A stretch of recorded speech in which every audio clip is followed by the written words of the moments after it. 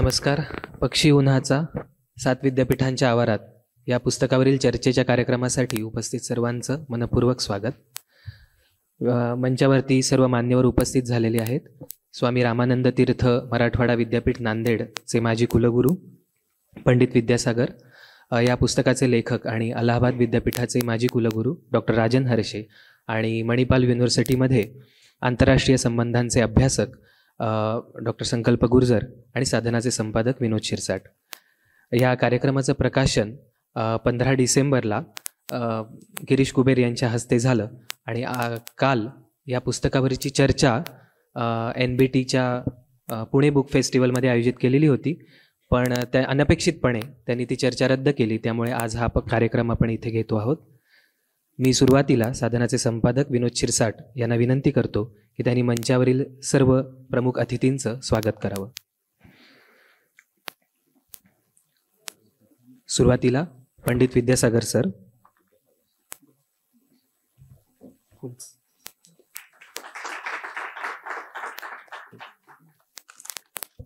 या पुस्तकाचे लेखक डॉक्टर राजन हरशे.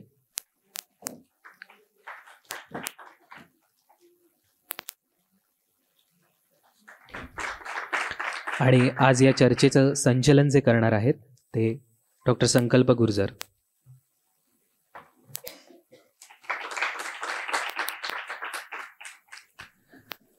आजच्या या चर्चेला सुरुवात करण्यापूर्वी मी साधनाचे संपादक विनोद शिरसाट यांना विनंती करतो की त्यांनी आजच्या कार्यक्रमाचं प्रास्ताविक करावं.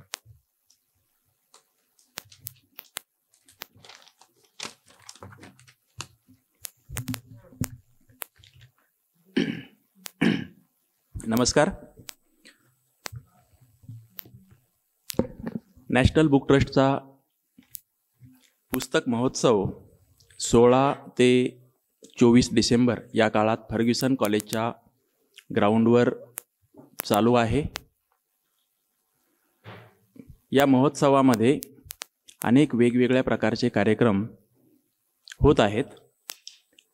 वेगवेगळ्या प्रकाशकांना बरोबर घेऊन नॅशनल बुक ट्रस्टने हे सगळे कार्यक्रम आयोजित केलेले आहेत आणि त्याचाच एक भाग म्हणून काल दुपारी 2 वाजता म्हणजे 21 डिसेंबरला दुपारी 2 ते 3 असा 1 तासाचा कार्यक्रम त्या महोत्सवाच्या ठिकाणी होणार होता.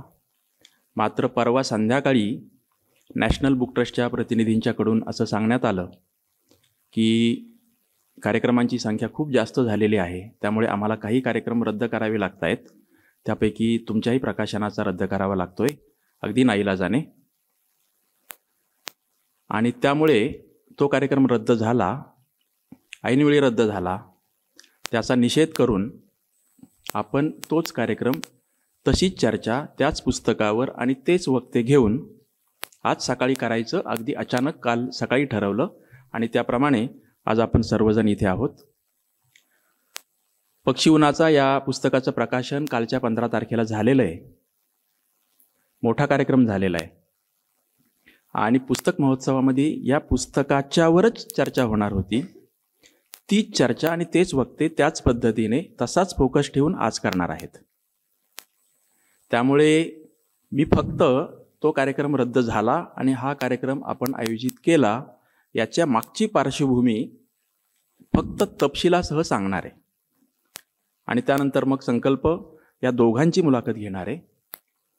खरं तर या दोघांच्या बरोबर डॉक्टर सतीश बागल, जे निमंत्रित वक्ते पूर्वी होते म्हणजे आधीच्या कार्यक्रमात आणि आजही आहेत, मात्र ते नाशिकला असतात आणि गेले 3-4 दिवस व्हायरल इन्फेक्शनमुळे ते आजारी असल्यामुळे स्वतः न येता त्यांनी त्यांचा एक व्हिडिओ करून पाठवलेला आहे.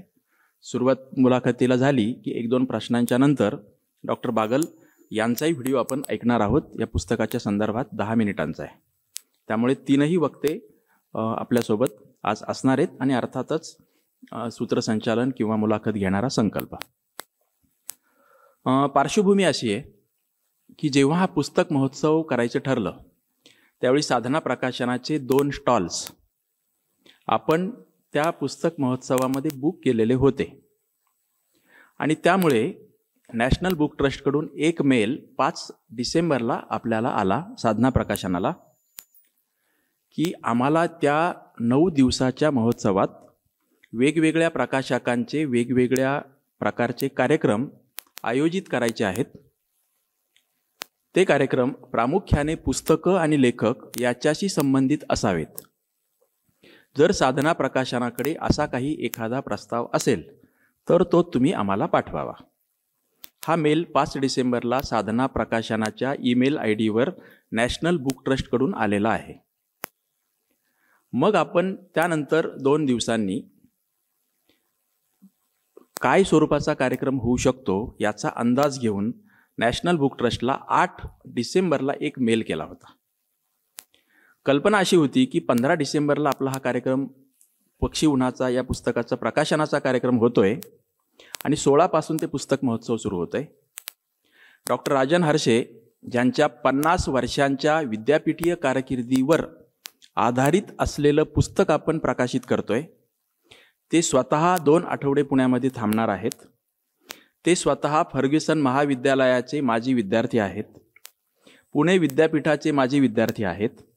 त्यांचं मराठीतलं हे पहिलं पुस्तक आहे.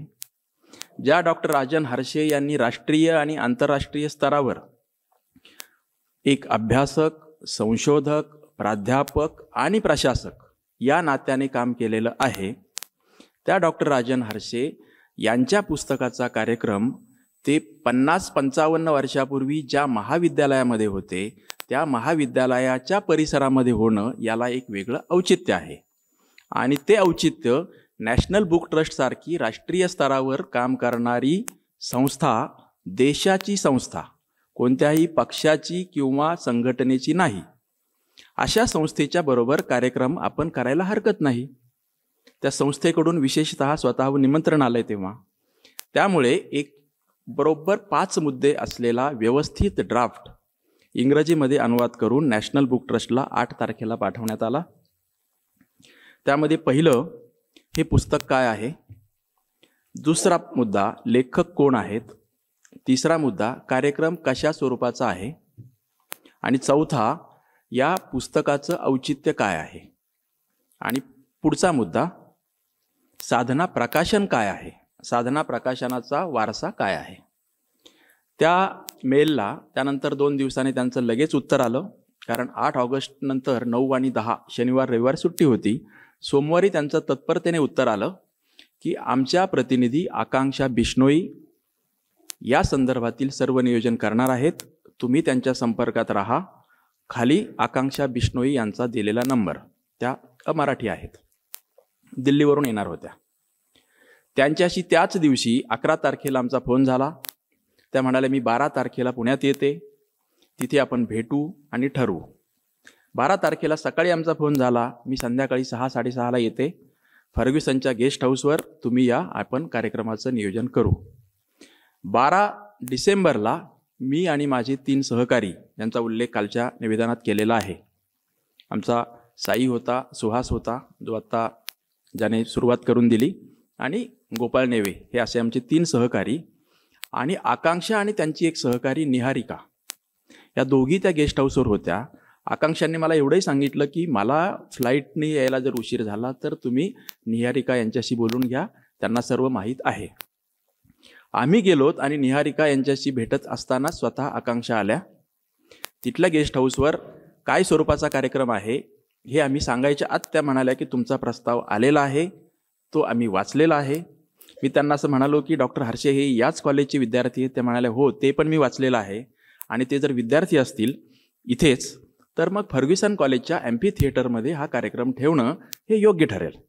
म्हणजे पुस्तकाचा मेळा जिथे आहे तिथे 2 स्टेज असणार होते, एक मोठं सांस्कृतिक कार्यक्रमांसाठी आणि एक छोटं हे बुक कट्टा किंवा लेखकांची मुलाखत.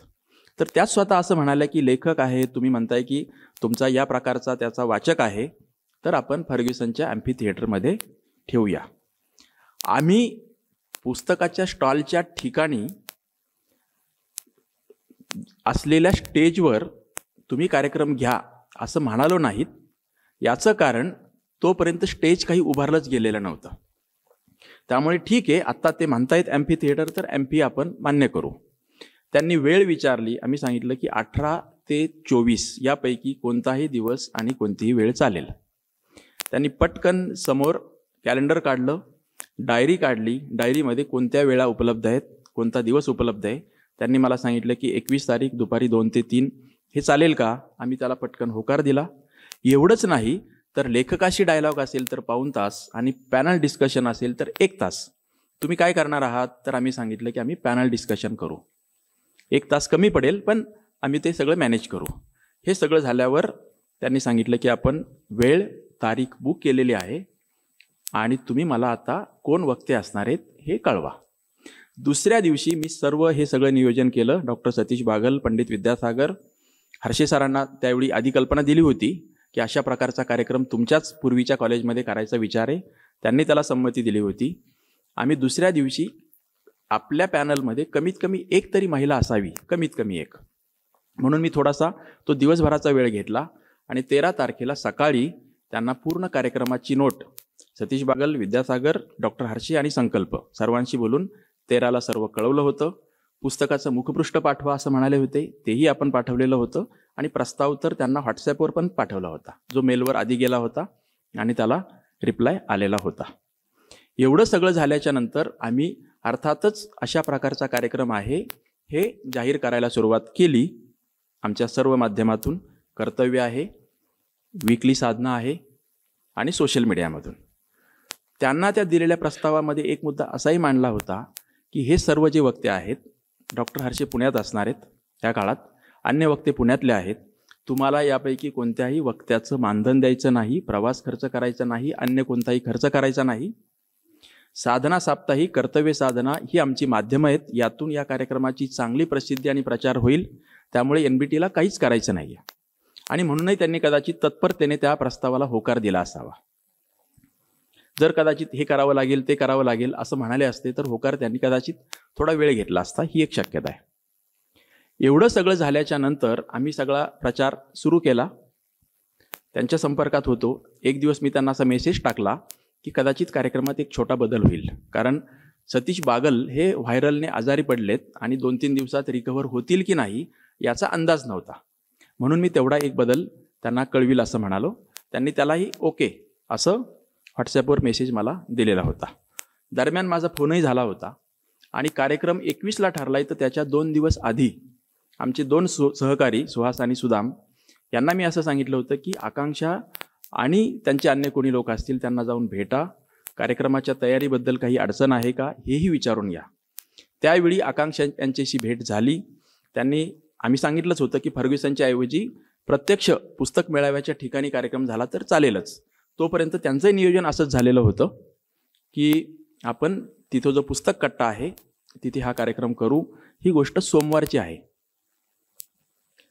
आपल्याला त्यांनी बुधवारी सांगितलेलं आहे की हा कार्यक्रम होऊ शकत नाही आहे. याचा अर्थ सोमवारपर्यंत हे सर्व निश्चित होतं. दरम्यान त्यांच्या वेबसाईटवर आम्ही बघत होतो की वेबसाईटवर हे कार्यक्रम टाकतात की टाकत नाही आहेत. आपल्या कार्यक्रमाचं व्यवस्थित त्यावर नोंद केलेली आहे की केलेली नाही. वस्तुस्थिती अशी होती की कोणत्याही दिवशी पुढच्या 6 दिवसाचे, 7 दिवसाचे, 8 दिवसांचे कार्यक्रम NBTच्या वेबसाईटवर टाकले गेलेले नाहीत. त्यांच्याकडे आजचे कार्यक्रम टाकलेले आहेत. उद्या काय आहे हे सुद्धा त्यांनी वेबसाईटवर टाकलं गेलेलं नाही. त्यामुळे तो कार्यक्रमाचं काहीतरी गडबड आहे हेही आम्हाला बाहेरून कळण्याला मार्ग नव्हता. कालही तुम्ही सकाळी जर पाहिलं तर फक्त कालचे कार्यक्रम कोणते एवढंच दिलेलं होतं. आजचे कार्यक्रम वेबसाईटवर नव्हते. आज मी पाहिलेली नाही आहे. आता हे सगळं चालू असताना परवा संध्याकाळी त्यांनी जेव्हा मला 6 वाजता फोन केला की आपल्याला हा कार्यक्रम करता येणार नाही, रद्द करावा लागतंय आणि त्याचं कारण आमच्याकडे खूप प्रकाशकांनी खूप वेगवेगळ्या प्रकारची मागणी केलेली आहे आणि एवढ्याच सगळ्या प्रकाशकांना सामावून घेता येणं शक्य नाही. काही कार्यक्रम रद्द केलेत, त्यापैकी तुमचा एक. मी त्यांना असं म्हणालो की हे असं करता येणार नाही. 8 दिवसापूर्वी आपलं सगळं ठरलेलं आहे. त्यानंतर आपण सगळं फॉलोअप घेत आहोत. तुम्ही मला सुरुवातीलाच नकार दिला असता तर मी पुन्हा विचारलं सुद्धा नसतं की कार्यक्रमाला तुम्ही नकार का देताय. तुम्ही कार्यक्रम ठरवल्यानंतर 2 दिवसांनी जरी कळवलं असतं की रद्द करावा लागतोय, खूप गर्दी झाली आहे आणि आम्हाला तुमच्यापेक्षा दुसरा काहीतरी खूप महत्त्वाचा कार्यक्रम आहे, तरीही मी त्याला हरकत घेतली नसती. आत्ता उद्या कार्यक्रम आहे, मागचे 8 दिवस आपण संपर्कात आहोत आणि आज संध्याकाळी तुम्ही 6 वाजता म्हणजे जेमतेम 18 ते 20 तास आधी सांगताय, हे अतिशय चुकीचं आहे. साधना नावाच्या संस्थेला 75 वर्षांचा वारसा आहे. साधनेचा जन्म स्वातंत्र्य लढ्यातून झालेला आहे. साधना लोकशाहीच्या संवर्धनासाठी लढते आहे. त्यामुळे असा कार्यक्रम तुम्हाला रद्द करता येणार नाही, हे तुमच्या वरिष्ठांना सांगा. कार्यक्रम घेण्याचा आम्हाला तिथे उत्साह नव्हता आणि रद्द झाल्याचं दुःख होणार नाही. आमच्यासाठी पुण्यामध्ये आणि कुठल्याही महाराष्ट्रातल्या शहरामध्ये कार्यक्रम आयोजित करणं हा अतिशय सुलभ आणि जलद या प्रकारातला भाग आहे. एवढंच नाही तर जर तुम्ही याला नकार दिलात तर मला कसल्याही प्रकारचा प्रोपगंडा करायचा नाही. मात्र ज्या पद्धतीने तुम्ही रद्द करताय ते पाहता मला वृत्तपत्रांना जाहीरपणे हे सांगावं लागेल, मला आमच्या वाचकांनाही सांगावं लागेल. कारण अशा प्रकारचा कार्यक्रम ठरलेला आहे हे जर मी मागचे 8 दिवस सर्वांना सांगत आलेलो असेल तर तो का रद्द झालेला आहे त्याची कारणमीमांसा करावी लागेल. आणि त्यांना एवढंही म्हणालो की तुम्ही अमराठी भाषक आहात, तुम्हाला महाराष्ट्राचा मराठी मीडियाचा अंदाज नाही. 1975च्या आणीबाणीच्या विरोधात लढणारी महाराष्ट्रातील एकमेव संस्था ही साधना साप्ताहिक आहे. त्यामुळे अशा तुमच्या या प्रकारच्या वर्तनाचा निषेध आम्हाला करावा लागणार आहे. तो जाहीरपणे करावा लागणार आहे आणि सर्व वृत्तपत्र सर्व माध्यमं त्याला उचलून धरणार आहेत.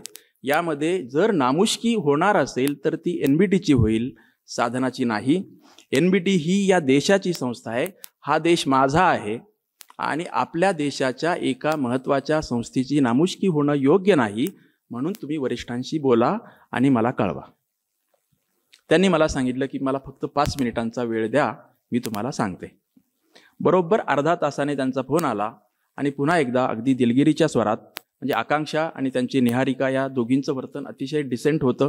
त्यांनी कधीही कोणताही चुकीचा शब्दप्रयोग केला नाही आणि उलट स्वतःची जी काही अडचण असेल, व्यक्तिगत अडचण अशी त्यांनी सांगितली नाही, पण आमचं व्यवस्थापन होत नाही अशाच प्रकारे आकांक्षांचा तो भाव होता. अर्धा तासाने जेव्हा त्यांनी फोन करून सांगितलं तेव्हा असंच होतं की आम्ही सगळे बोललेलो आहोत, परंतु हा कार्यक्रम आपल्याला ऑर्गनाईज नाही करता येणार. मी तुमच्या कोणा वरिष्ठांशी बोलू का असं मी विचारलं तर तेव्हा त्या म्हणाल्या की पण सगळं बोलणं झालेलं आहे. मी त्यांना पुढे असं सांगितलं की नॅशनल बुक ट्रस्टचे चेअरमन त्याच दिवशी दुपारी त्या महोत्सवाच्या ठिकाणी साधनाचे जे 2 स्टॉल आहेत त्या ठिकाणी येऊन गेलेले होते. हे मला आमच्या सहकाऱ्यांनी सांगितलं होतं तिथल्या. म्हणजे दुपारी 2 वाजता नॅशनल बुक ट्रस्टचे चेअरमन येऊन गेलेले. तिथल्या आमच्या सहकाऱ्यांना सांगितलं की तुम्ही चांगली पुस्तकं काढताय, छान स्टॉल आहे, तुम्ही असाच पुस्तक महोत्सव दिल्लीला होणार आहे तिथेही हा स्टॉल लावा. एवढंच नाही तर संपादक कुठे आहेत, मला त्यांना भेटायला बोलायला आवडेल, एवढे त्यांच्याशी बोलले आणि स्वतःचा फोन नंबरही ते स्टॉलवर देऊन गेले. हे सगळं माहीत असल्यामुळे नॅशनल बुक ट्रस्टच्या चेअरमनशी पण माझा परिचय नव्हता. मात्र त्याच दिवशी दुपारी येऊन गेलेले असल्यामुळे आकांक्षा यांनी कार्यक्रम रद्द झाल्याचं सांगितल्यावरही मी कसल्याही प्रकारची घाई गडबड न करता मी असं म्हणालो की आपण या चेअरमनशी किमान बोलूया. मग चेअरमनचा जो नंबर होता तो मी फोन केला, तो उचलला गेला नाही. मग मी मेसेज टाकला की अशा प्रकारचं आजचा जो निर्णय झाला आहे त्याबद्दल मला बोलायचं आहे. त्या व्हॉट्सॲप मेसेजला उत्तर आलं नाही. त्यानंतर मी व्हॉट्सॲपवर ते जेव्हा ऑनलाईन होते 8:30च्या दरम्यान तेव्हा फोन केला, तेव्हा तो फोन उचलला गेला नाही. हे खरं आहे की माझा नंबर त्यांच्याकडे सेव्ह केलेला नसेल आणि ते त्या दिवशी खूप गडबडीत असतील. मात्र तेव्हापासून आत्तापर्यंतही त्या मेसेजला रिप्लाय आलेला नाही. त्यांनी पाहिलेला असेल किंवा पाहिलेला नसेल. आणि मग आम्ही असं ठरवलं की आता काय करायचं, कार्यक्रम तर रद्द झालेला आहे. मग मी सर्वांना कळवलं, डॉक्टर हर्षे, विद्यासागर, संकल्प आणि बागल सर. तेव्हा विद्यासागर सर म्हणाले की ठीक आहे, कार्यक्रम त्यांनी रद्द केला आहे, आपली चर्चा ठरलेली होती, तर मग तशीच चर्चा आपण दुसरीकडे दुसऱ्या हॉलमध्ये अन्य दिवशी घेऊ शकतो. मग मी म्हणालो की ही खूपच चांगली कल्पना आहे, हे सकारात्मक पाऊल आहे. केवळ निषेध करणं पुरेसं नाही, आपल्याला ज्या टॉपिकवर ज्या पद्धतीने चर्चा करायला हवी होती तशी आपण करूया. मग आम्ही त्याच दिवशी रात्री, परवा संध्याकाळी योग्य हॉल आणि वेळ जुळवण्यासाठी प्रयत्न करत होतो. बरेचसे हॉल बंद होते, काहींचे फोन लागत नव्हते आणि म्हणून आम्ही ती रात्रीची वेळ घेतली. काल सकाळी 9:15 वाजता मसापच्या हॉलला विचारलं, तो आज सकाळी उपलब्ध होता म्हणून हा ऐनवेळी कार्यक्रम ठरवण्यात आला. खरी गंमत पुढे. काल दिवसभरात मी आमच्या सहकाऱ्यांना सांगितलं होतं की 2 ते 3 या वेळात तिथे दुसरा कोणता कार्यक्रम होणार आहे याची जरा तपासणी करा.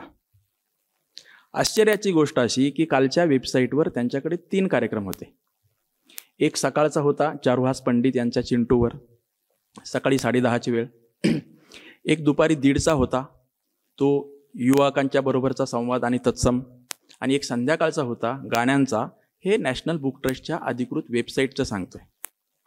आणि गंमत म्हणजे हे 3ही कार्यक्रम होते फिल्म आर्काईव्ह एम्फी थिएटरमध्ये. ग्राउंडवरचे 2ही स्टेज काल दुपारी दिवसभर रिकामे होते. सकाळी होऊन गेला असेल आणि संध्याकाळी होऊन गेला असेल.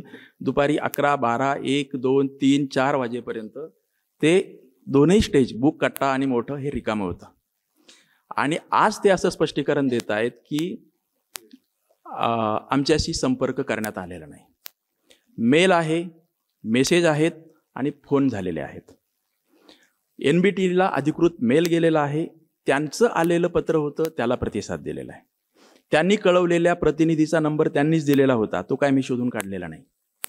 त्यांच्याशी बोलणं झालेलं होतं आणि त्यांच्या संपर्कात होतो. NBTने कसल्याही प्रकारचं अधिकृत उत्तर अद्याप दिलेलं नाही. जे काही रिप्लाय आलेला आहे किंवा एक प्रतिसाद आजच्या लोकसत्तामध्ये राजेश पांडे यांनी दिला आहे ते या महोत्सवाचे इथले संयोजक असणार. मात्र हा महोत्सव NBTचा होता. NBTच्याच प्रतिनिधीशी आम्ही संपर्क साधत होतो. NBT आणि स्थानिक संयोजक यांच्यातलं काय नातं होतं हे अर्थातच त्यांना माहीत असणार. वस्तुस्थिती ही सगळी अशी आहे. त्यामुळे राजेश पांडे यांनी केलेला जो लोकसत्तामधला खुलासा आहे तो माहिती न घेता केलेला आहे किंवा त्यांना चुकीची माहिती देण्यात आलेली आहे. वस्तुस्थिती मी आत्ता सांगितली ती तशी आहे. त्यामुळे आत्ता आपण निषेध काल झालेला आहे. आणखी त्या मुद्द्यावर वेगळी चर्चा करायची गरज नाही. आत्ता ही वस्तुस्थिती अशी सांगते की त्यांना हा कार्यक्रम का नको असणार, स्थानिक संयोजकांना म्हणा किंवा तिथल्या NBTच्या काही लोकांना म्हणा. त्याची 3च कारणं.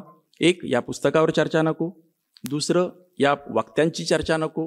आणि तिसरं, या संस्थेच्या बरोबरची चर्चा नको. 3 पैकी कोणतंही 1, 2 किंवा 3 कारणं असतील ते आपल्याला माहीत नाही. ती शोधण्याची मला स्वतःला व्यक्तिशः गरज वाटत नाही. तो प्रश्न आपण काल संपवलेला आहे. आज इथं अतिशय शांत मनाने आपण सर्व जमलेलो आहोत. या पुस्तकावर चर्चा करू आणि ह्या चर्चेचा सगळा फोकस पक्षी उन्हाचा 7 विद्यापीठांच्या आवारात. हे पुस्तक इतकं इंटरेस्टिंग आहे की मागच्या वर्षभरात पूर्ण 12 मिनी विशेषांकात किंवा विशेषांकामध्ये हे पुस्तक क्रमशः प्रसिद्ध झालेलं आहे. 12 लेख आहेत, सगळे 5-6 हजार शब्दांचे लेख आहेत. डॉक्टर हर्षे यांचं पहिलं मराठी पुस्तक आहे. त्यांची आत्तापर्यंतची इंग्रजीमधली 4 मोठी पुस्तकं आहेत. स्वतंत्र लेखनाची संपादित अनेक आहेत, पेपर्स अनेक आहेत. त्यांनी हैदराबाद युनिव्हर्सिटीमध्ये काम केलेलं आहे. अलाहाबाद युनिव्हर्सिटीमध्ये ते VC होते. पॅरिसमध्ये ते PhD होते. जवाहरलाल नेहरू विद्यापीठात काही काळ अध्यापनासाठी होते आणि विद्यार्थी तर होतेच होते.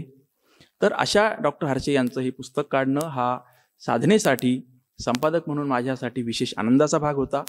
आणि NBTकडे जसं आम्ही कार्यक्रम करण्यासाठी फार उत्सुक नव्हतो तसंच तो रद्द झाला म्हणूनही आम्हाला कसल्याही प्रकारचं दुःख नाही. हे पुस्तक याही नंतर चालत राहील, अशा चर्चा होत राहतील. डॉक्टर हर्षे साधनासाठी यानंतरही लिहित राहतील. त्यामुळे कालचं प्रकरण आपण सोडून देऊ आणि आत्ता फ्रेश मनाने या पुस्तकाला सामोरे जाऊ. आमच्या काही हितचिंतकांनी, मित्रांनी, साधनेच्या 2 ते 3 लोकांनी असं काल मला SMS करून प्रश्न विचारला की माहीत असताना आपण तिथे का गेलो, म्हणजे काय प्रकारची विचारधारा असणारे लोक तिथे जास्त आहेत हे माहीत असताना आपण का गेलो. माझं त्यांना असं उत्तर होतं की नॅशनल बुक ट्रस्ट ही या देशाची संस्था आहे, कोणत्याही संघटनेची नाही, पक्षाची नाही. हा देश माझा आहे.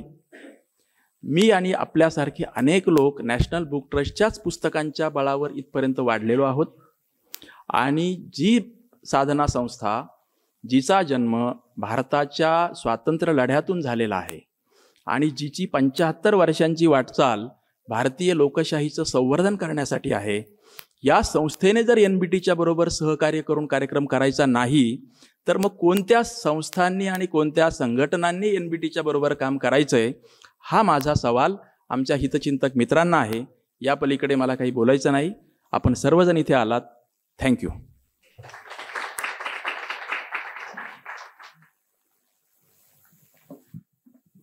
आता या सर्वांचा परिचय खरं तर फार करून देण्याची गरज नाही. डॉक्टर हर्षे सरांचा मी आता करून दिला. डॉक्टर विद्यासागर सर हे स्वामी रामानंद तीर्थ मराठवाडा विद्यापीठ तिथे 5 वर्ष कुलगुरू म्हणून होते. त्यापूर्वी ते फिजिक्सचे प्राध्यापक होते पुणे विद्यापीठामध्ये. ही झाली त्यांची अकॅडमिक ओळख. मात्र त्यांनी लिहिलेली खूप चांगली मराठी पुस्तकं ही उपलब्ध आहेत. त्यातलंही आईन्स्टाईनवरचंही त्यांचं पुस्तक अतिशय महत्त्वाचं आहे. साधनामध्येही त्यांनी पूर्वी लेखन केलेलं आहे आणि यानंतरही ते करणारच आहेत. संकल्प हा फर्ग्युसन कॉलेजचाच विद्यार्थी. तो जेव्हा FYला होता तेव्हापासून तो साधनाच्या आणि माझ्या संपर्कात आला. नंतर तो BA केल्यानंतर MA साठी तो दिल्लीला साऊथ एशियन युनिव्हर्सिटीमध्ये गेला. तिथंच त्याने PhD केलं आणि हर्षे सरांची ओळख त्याची तिथेच झाली. आणि हर्षे सरांची माझ्याशी आणि साधनेची पुन्हा ओळख करून देण्याचं निमित्त संकल्प ठरला. मागची 10 वर्ष हर्षे सरांच्या विषयी मला आणि माझ्याविषयी त्यांना काही प्रमाणात माहीत होतं. मात्र आमची भेट 2022च्या जुलैमध्ये पहिल्यांदा झाली आणि त्यानंतर 1.25 वर्ष ही लेखमाला चालली. तर हर्षे सरांचा विद्यार्थी संकल्प हे एक चांगलं निमित्त. विद्यासागर सर आणि डॉक्टर हर्षे आजच भेटत आहेत. मात्र आपले जे चौथे वक्ते आहेत सतीश बागल सर, तेही मुंबई विद्यापीठाचे रजिस्ट्रार होण्याच्या आधी फिजिक्समध्ये त्यांनी मास्टर्स केलेलं आहे आणि ते आणि विद्यासागर सर पुणे विद्यापीठामध्ये बरोबर होते. हे फिजिक्सचे आणि तेही फिजिक्सचे. तर अशा प्रकारचे हे आपले सगळे वक्ते आहेत. सतीश बागल यांचंही चिनी महासत्तेचा उदय हे पुस्तक आपण पहिल्यांदा साधना साप्ताहिकातून आणि नंतर प्रकाशनाकडून आणलेलं आहे. तर ते पुस्तक अतिशय इंटरेस्टिंग आहे.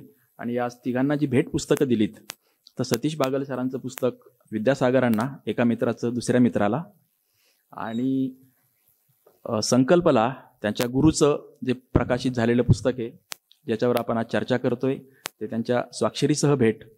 आणि हर्षे सरांना परवा आम्ही बागल सरांचं पुस्तक दिलं आहे, परंतु आज कोणतं द्यावं म्हणून त्यांना गोविंदराव तळवलकरांचं वाचता ज्याच्यामध्ये राष्ट्रीय आणि आंतरराष्ट्रीय व्यक्ती, संस्था, संघटना याच्यावरचे छोटे पण अतिशय आकर्षक लेख लिहिलेत. त्यामुळे त्याच्यामागचा हेतू असा पण आहे की डॉक्टर हर्षे सरांनी त्या वाचतापासून काहीतरी स्फूर्ती घेऊन पुढे आमच्याकडे तशा प्रकारचा कॉलम साधनेमध्ये चालवावा हे त्यांना सूचित करण्यासाठी म्हणून ती केलेली छोटीशी खेळी आहे असं तुम्ही समजा. तर पुन्हा एकदा सर्वांना धन्यवाद देतो आणि मी पण आता तुमच्यामध्ये येऊन बसतो. संकल्प ह्या दोघांशी संवाद करेल. पहिले 1 किंवा 2 प्रश्न झाल्यावर डॉक्टर सतीश बागल यांचा आपण 10 मिनिटाचा व्हिडिओ पाहणार आहोत. शेवटी आभार प्रदर्शन करायची मला फार गरज वाटत नाही. अगदीच आवश्यक वाटलं तर एखादा मुद्दा किंवा निवेदन करण्यासाठी मी वर येईल. पण ही चर्चा संपली की आपला कार्यक्रम संपला. थँक्यू. पुण्यात आलो शिकायला तेव्हा पहिले गुरु मला भेटले ते विनोद शिरसाट. दिल्लीला गेल्यानंतर भेटलेले गुरु राजन हर्षे. दोघांच्या समोर आज कार्यक्रम संचलित करायला मिळतोय. सो आनंद आहे, दोन्ही गुरूंच्या समोर आपल्याला कार्यक्रम संचलित करायला मिळतोय. सो पहिला प्रश्न हर्षे सरांना. सर, 50 वर्ष तुम्ही इंग्रजीमध्ये लिहित आलात. सगळं लेखन मुख्यतः जे होतं ते सायंटिफिक पद्धतीचं रिसर्च बेस्ड लेखन केलं होतं आणि आता 75च्या उंबरठ्यावरती तुम्ही परत मराठीमध्ये आलेला आहात. एक इतकं महत्त्वाचं पुस्तक लिहिलं, तर का लिहावं असं वाटलं? थोडीशी पार्श्वभूमी सांगू शकाल?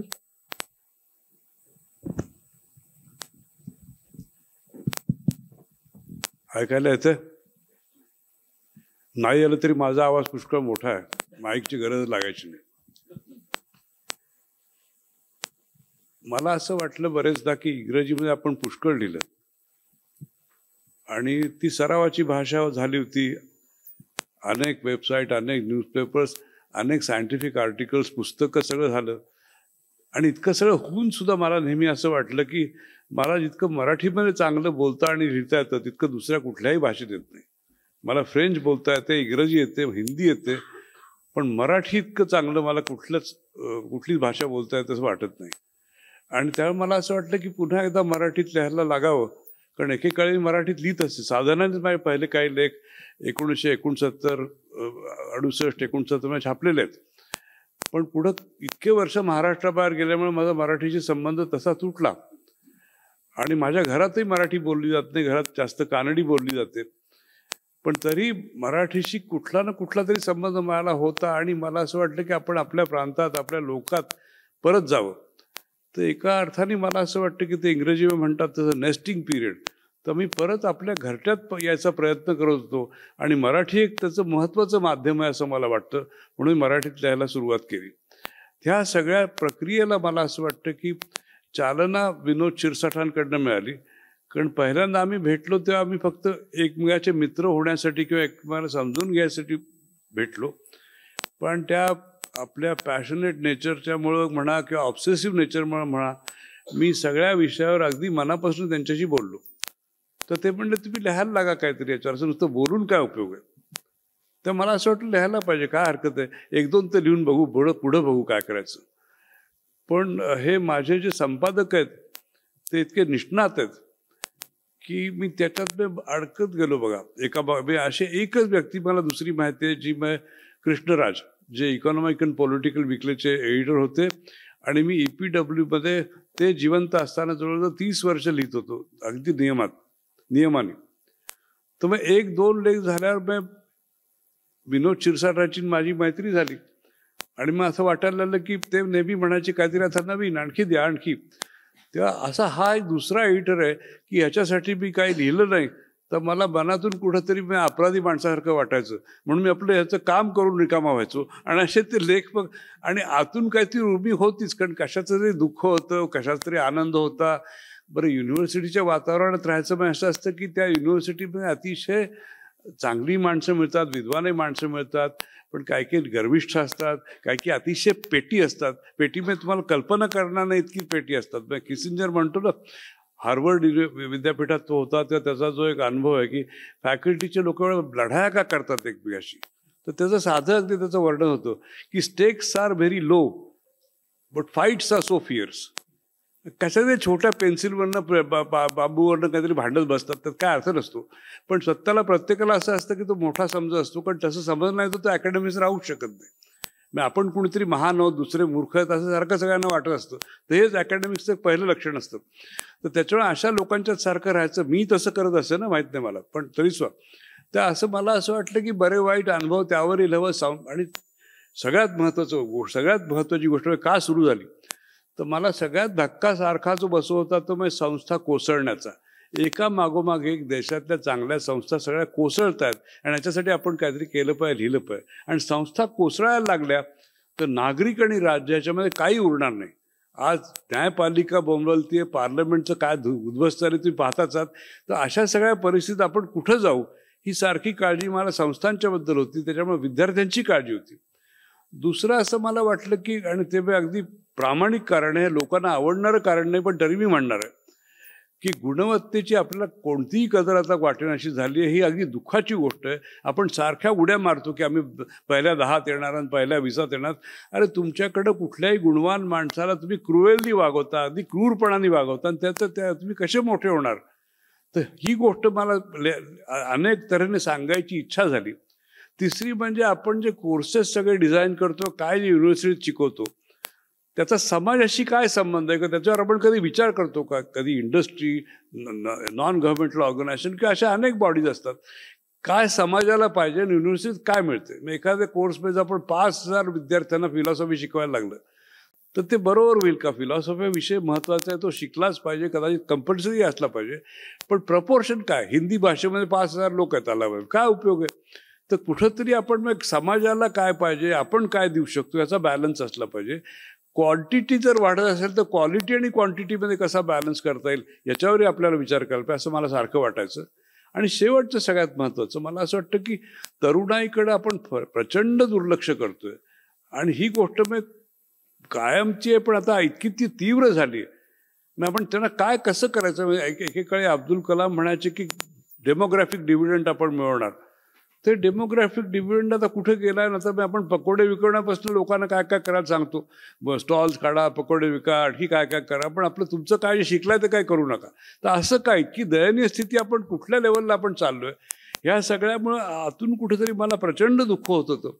आणि म्हणून मी ठरवलं की आपण आपले विचार मांडायचे, अगदी परखडपणे मांडायचे. आणि तसंच त्या पुस्तकात मी प्रयत्न केला, पण बॅलन्स, कोणावर व्यक्तिगत टीका नाही, पॉलिसीवर जरूर केली.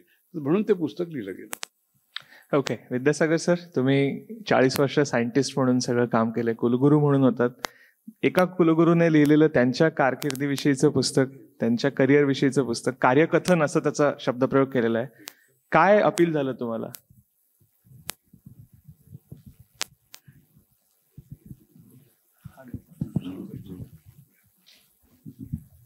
नमस्कार.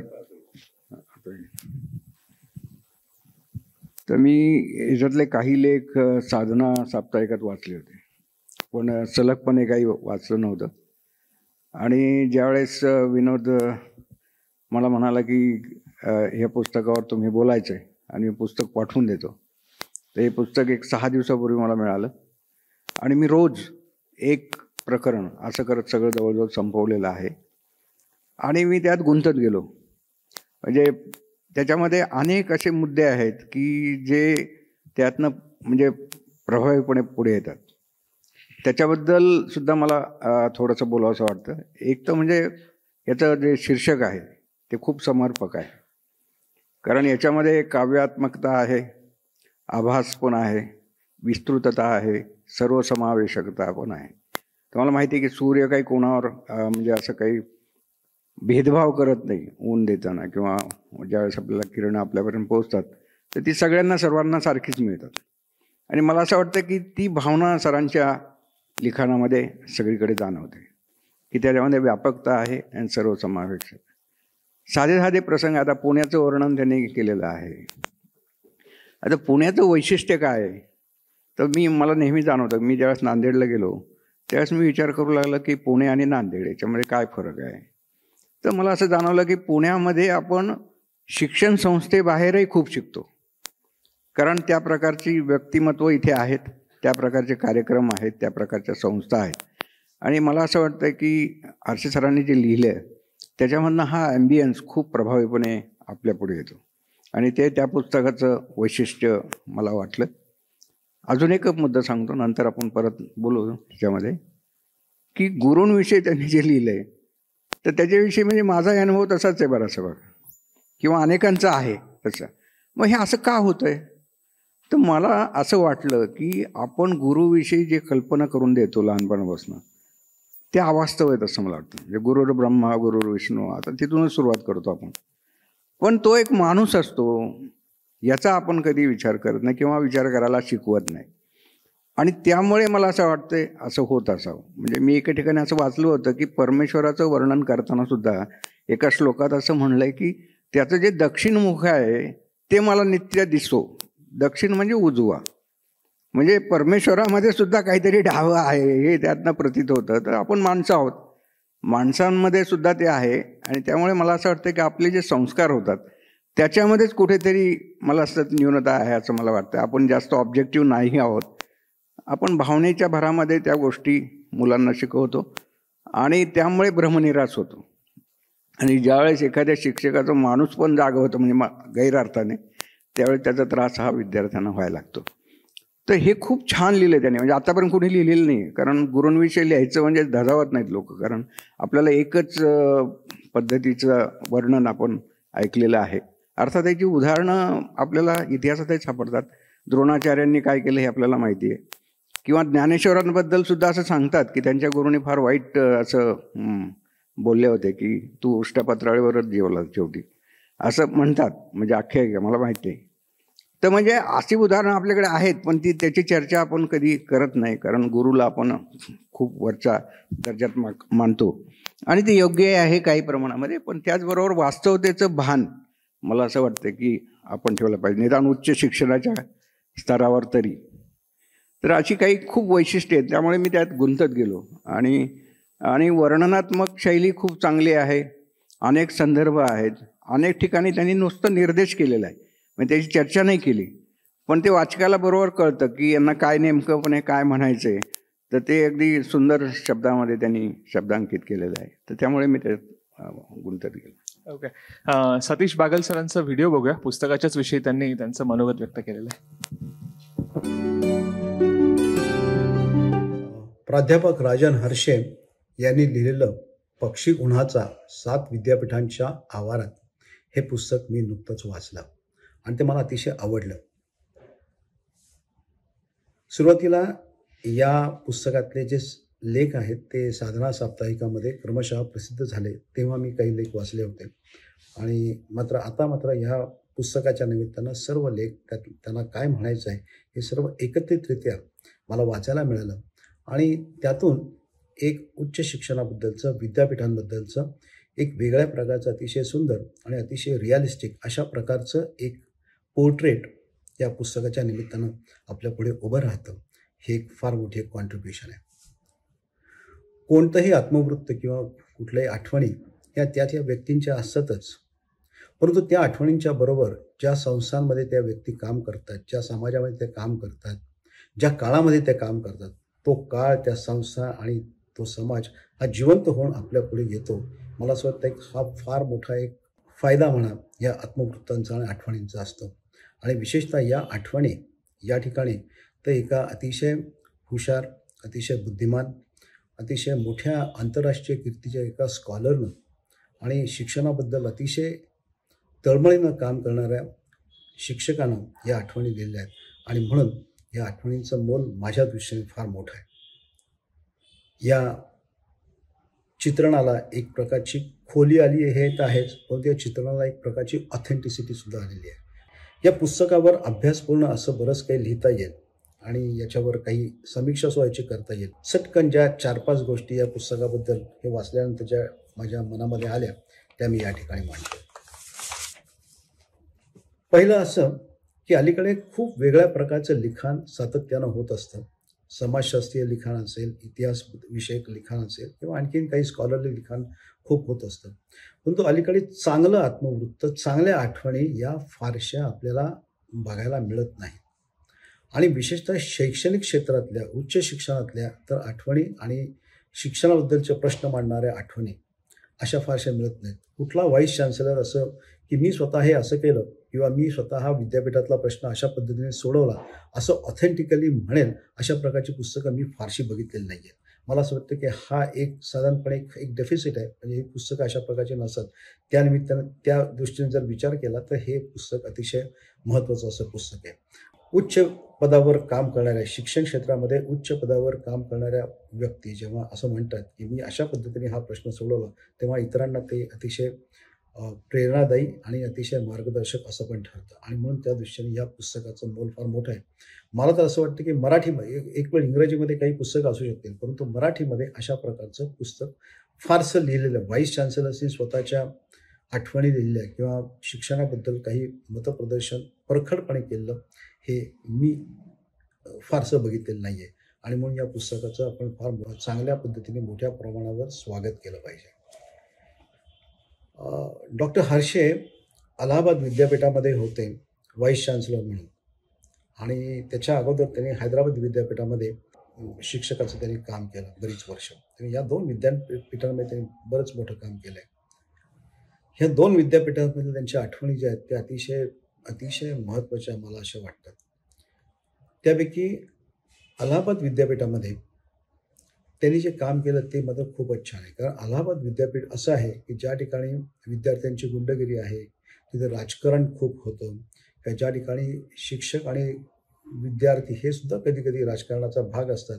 आणि त्या ठिकाणी काम करणं हे व्हाईस चान्सलरच्या दृष्टीनं, कुलगुरूंच्या दृष्टीने अतिशय एक मोठं चॅलेंज असू शकतं, एक फार मोठं आव्हान असू शकतं. परंतु यांनी, डॉक्टर हर्षे यांनी मात्र हे आव्हान लिलाया स्वीकारलेलं दिसते.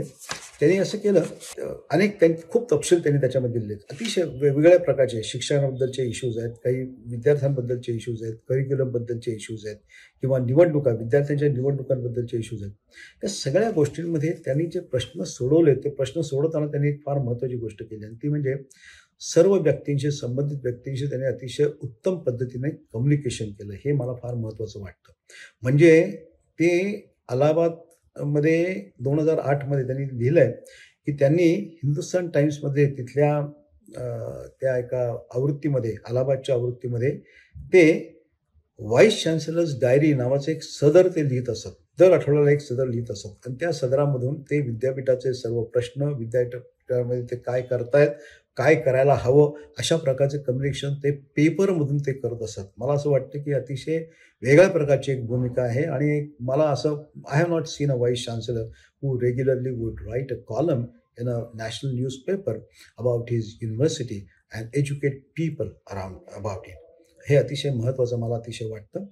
एका ठिकाणी तर त्यांनी असं त्यांनी म्हटलंय की मी 56व्या वर्षी व्हाईस चान्सलर असताना ते म्हणाले की 56व्या वर्षी परत एकदा महात्मा गांधी वाचला अशासाठी, तर मला काही विद्यार्थ्यांचे प्रश्न सोडवायचे होते आणि महात्मा गांधी वाचून, त्यांचं चरित्र वाचून मला त्यातून काही प्रेरणा मिळेल. आणि खरोखर महात्मा गांधींच्या चरित्रातून प्रेरणा घेऊन त्यांनी अनेक प्रश्न त्या ठिकाणी सोडवले. या सर्व प्रकारामध्ये त्यांनी एक मात्र महत्त्वाची गोष्ट मला अशी दिसून आली, तर म्हणजे शिक्षण क्षेत्रामध्ये गुणवत्ता ही फार महत्त्वाची आहे, असं आहे. ते वारंवार त्यांच्या लिखाणामध्ये त्यांनी तो हा मुद्दा आणला आहे. त्यांचं असं म्हणणं आहे की, आणि ते we should all agree with him. ते असं म्हणतात की उत्तम शिक्षक, तुम्हाला जर उत्तम शैक्षणिक चांगले रिझल्ट्स हवे असतील तर त्यासाठी तुम्हाला शिक्षक अतिशय उत्तम पाहिजे, ॲप्रोप्रिएट आणि अतिशय उत्तम अशा प्रकारचे शिक्षक हवेत. आणि हे जर शिक्षक तुम्हाला मिळत नसतील तर शक्यतो तुम्ही थोडंसं थांबा, घाईनं तुमच्या अपॉइंटमेंट्स काही करू नका. जस्ट त्या तुम्हाला आवश्यक त्या गुणवत्तेचा शिक्षक मिळत नाही म्हणून तुम्ही भलत्याच कोणातरी व्यक्तीची अपॉइंटमेंट करताय, असं तुम्ही कृपा करू नका, कारण तुम्ही एका पिढीचं तुम्ही त्यामुळे नुकसान करत असाल, असं त्यांनी त्याच्यामध्ये म्हटलंय. मला असं वाटतं की हे सगळ्यांना हे पटेल. त्यानंतर त्यांनी 2 ठिकाणी जवाहरलाल नेहरू विद्यापीठाबद्दल त्यांनी काही त्यांची मतं नोंदवून ठेवली आहेत. जवाहरलाल नेहरू विद्यापीठ हे अलीकडे बऱ्याच बाबतीमध्ये त्याला काही ॲडव्हर्स पब्लिसिटी अशी खूप मिळाली, त्याच्याबद्दल खूप टीका झाली. ही टीका व्हायला नको होती असं त्यांना वाटतं.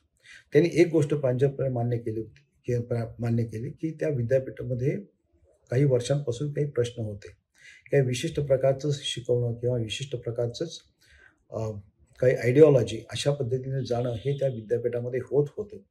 परंतु त्यावर उपाय म्हणून सध्याच्या विद्यापीठाला ज्या पद्धतीनं त्या ठिकाणी त्या विद्यापीठ हँडल केलं जातं आहे, ज्या पद्धतीने त्या विद्यापीठात कारभार केला जातोय, त्या कारभाराबद्दल सुद्धा त्यांनी नापसंती व्यक्त केली आहे. मला असं वाटतं की जवाहरलाल नेहरू विद्यापीठ याबद्दल त्यांनी अतिशय बॅलन्स्ड अशा प्रकारचा व्ह्यू त्यांनी घेतला आहे. आणि अशा प्रकारचा बॅलन्स्ड व्ह्यू घेऊन जर का प्रशासक जर त्यांच्याकडे बघतील, प्रशासन आणि सरकार जर त्याच्याकडे बघेल विद्यापीठाकडे, तर त्या विद्यापीठाचे प्रश्न सोडवायला मदत होईल असं मला स्वतःला वाटतं. हैदराबाद विद्यापीठामधलं सुद्धा त्यांचं ऑब्झर्वेशन अतिशय मार्मिक आहे. ते असं म्हणतात की ती संस्था अतिशय उत्तम आहे आणि सेंट्रल युनिव्हर्सिटी आहे, त्यामुळे नॅचरली अतिशय उत्तम विद्यापीठ आहे. त्या ठिकाणी गुणवत्ता खूप चांगल्या प्रकारची आहे. पण पुढे कुठेतरी त्या विद्यापीठातले जे बरेचसे प्रश्न होते ते बरेचसे हे प्रांतवादाने त्याच्यामध्ये डोकं वर काढायला सुरुवात केली. त्या ठिकाणी आंध्र प्रदेशमधल्या लोकांना असं वाटायला लागलं, हैदराबादमधल्या लोकांना, की त्या ठिकाणी फक्त हैदराबादमधले लोक आहेत तेच फक्त त्यांच्या अपॉइंटमेंट्स त्या ठिकाणी झाल्या पाहिजे, ते विद्यापीठ त्यांच्याकडे आलं पाहिजे. हे अर्थातच चुकीचं होतं.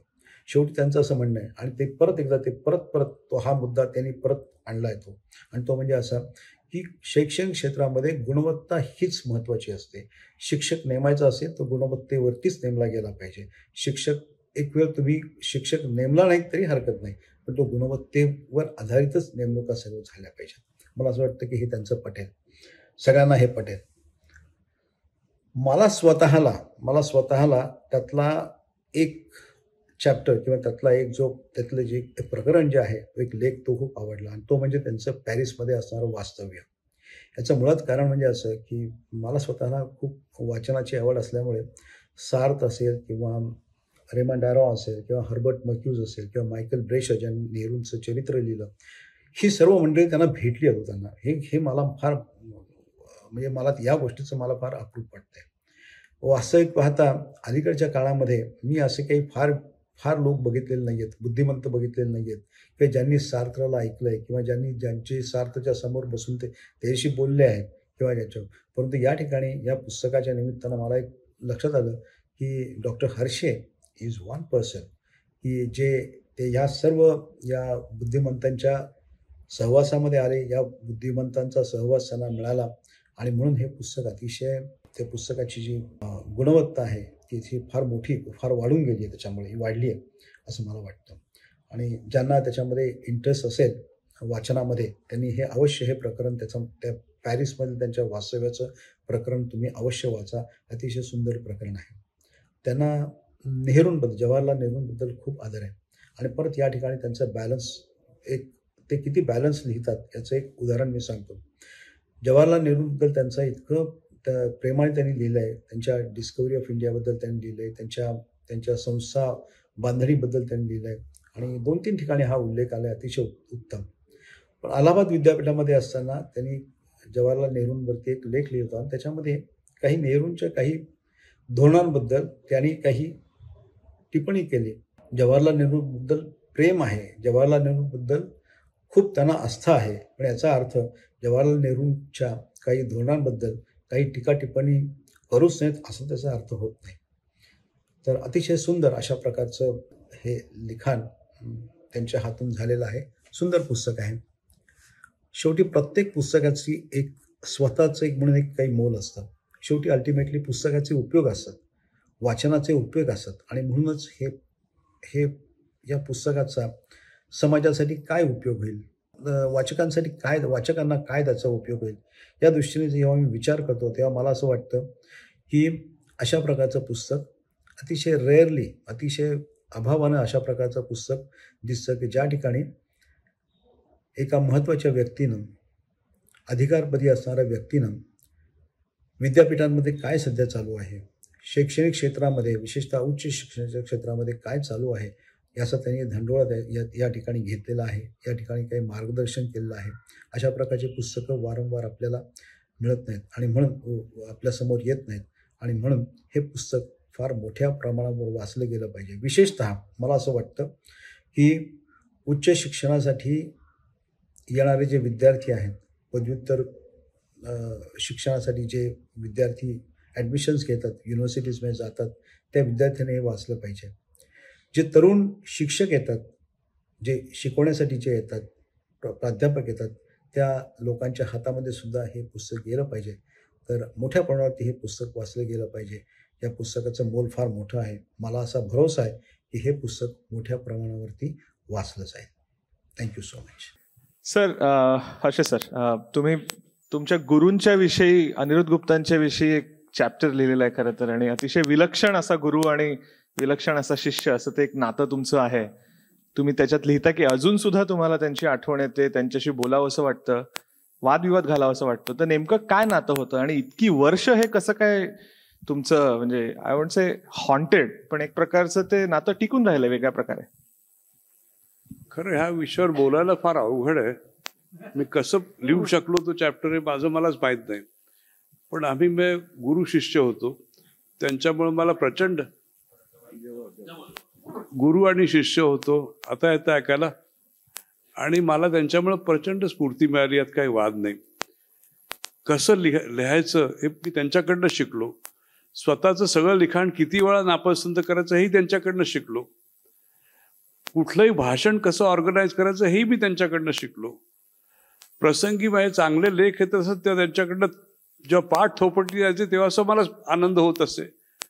तर अशा आमच्या मैत्रीला, गुरु शिष्याच्या रिलेशनशिपला अनेक तऱ्हेचे पदर होते. त्याच्यामुळे ते असं एका शब्दात मांडणं फार अवघड आहे.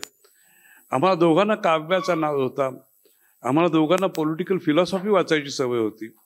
अशा अनेक गोष्टी आहेत. आणि दुर्दैवाने मी असं म्हटलं की त्यांच्या स्वभावामध्ये एक दुष्टपणा होता, तर ती वस्तुस्थिती होती आणि त्या दुष्टपणाचा मला त्रासही झाला. त्याही गोष्टीबद्दल मी उल्लेख केलाच आहे. पुढं पुढं असं व्हायला लागलं की जेव्हा मी हैदराबादला गेलो आणि ते दिल्लीत राहिले ते आमचे संबंध खूपच सुधारले, कारण त्यांनी मला JNU मधनं घालून दिलं होतं. आणि मग संबंध सुधारल्यावर ते माझी खूप स्तुती करत होत.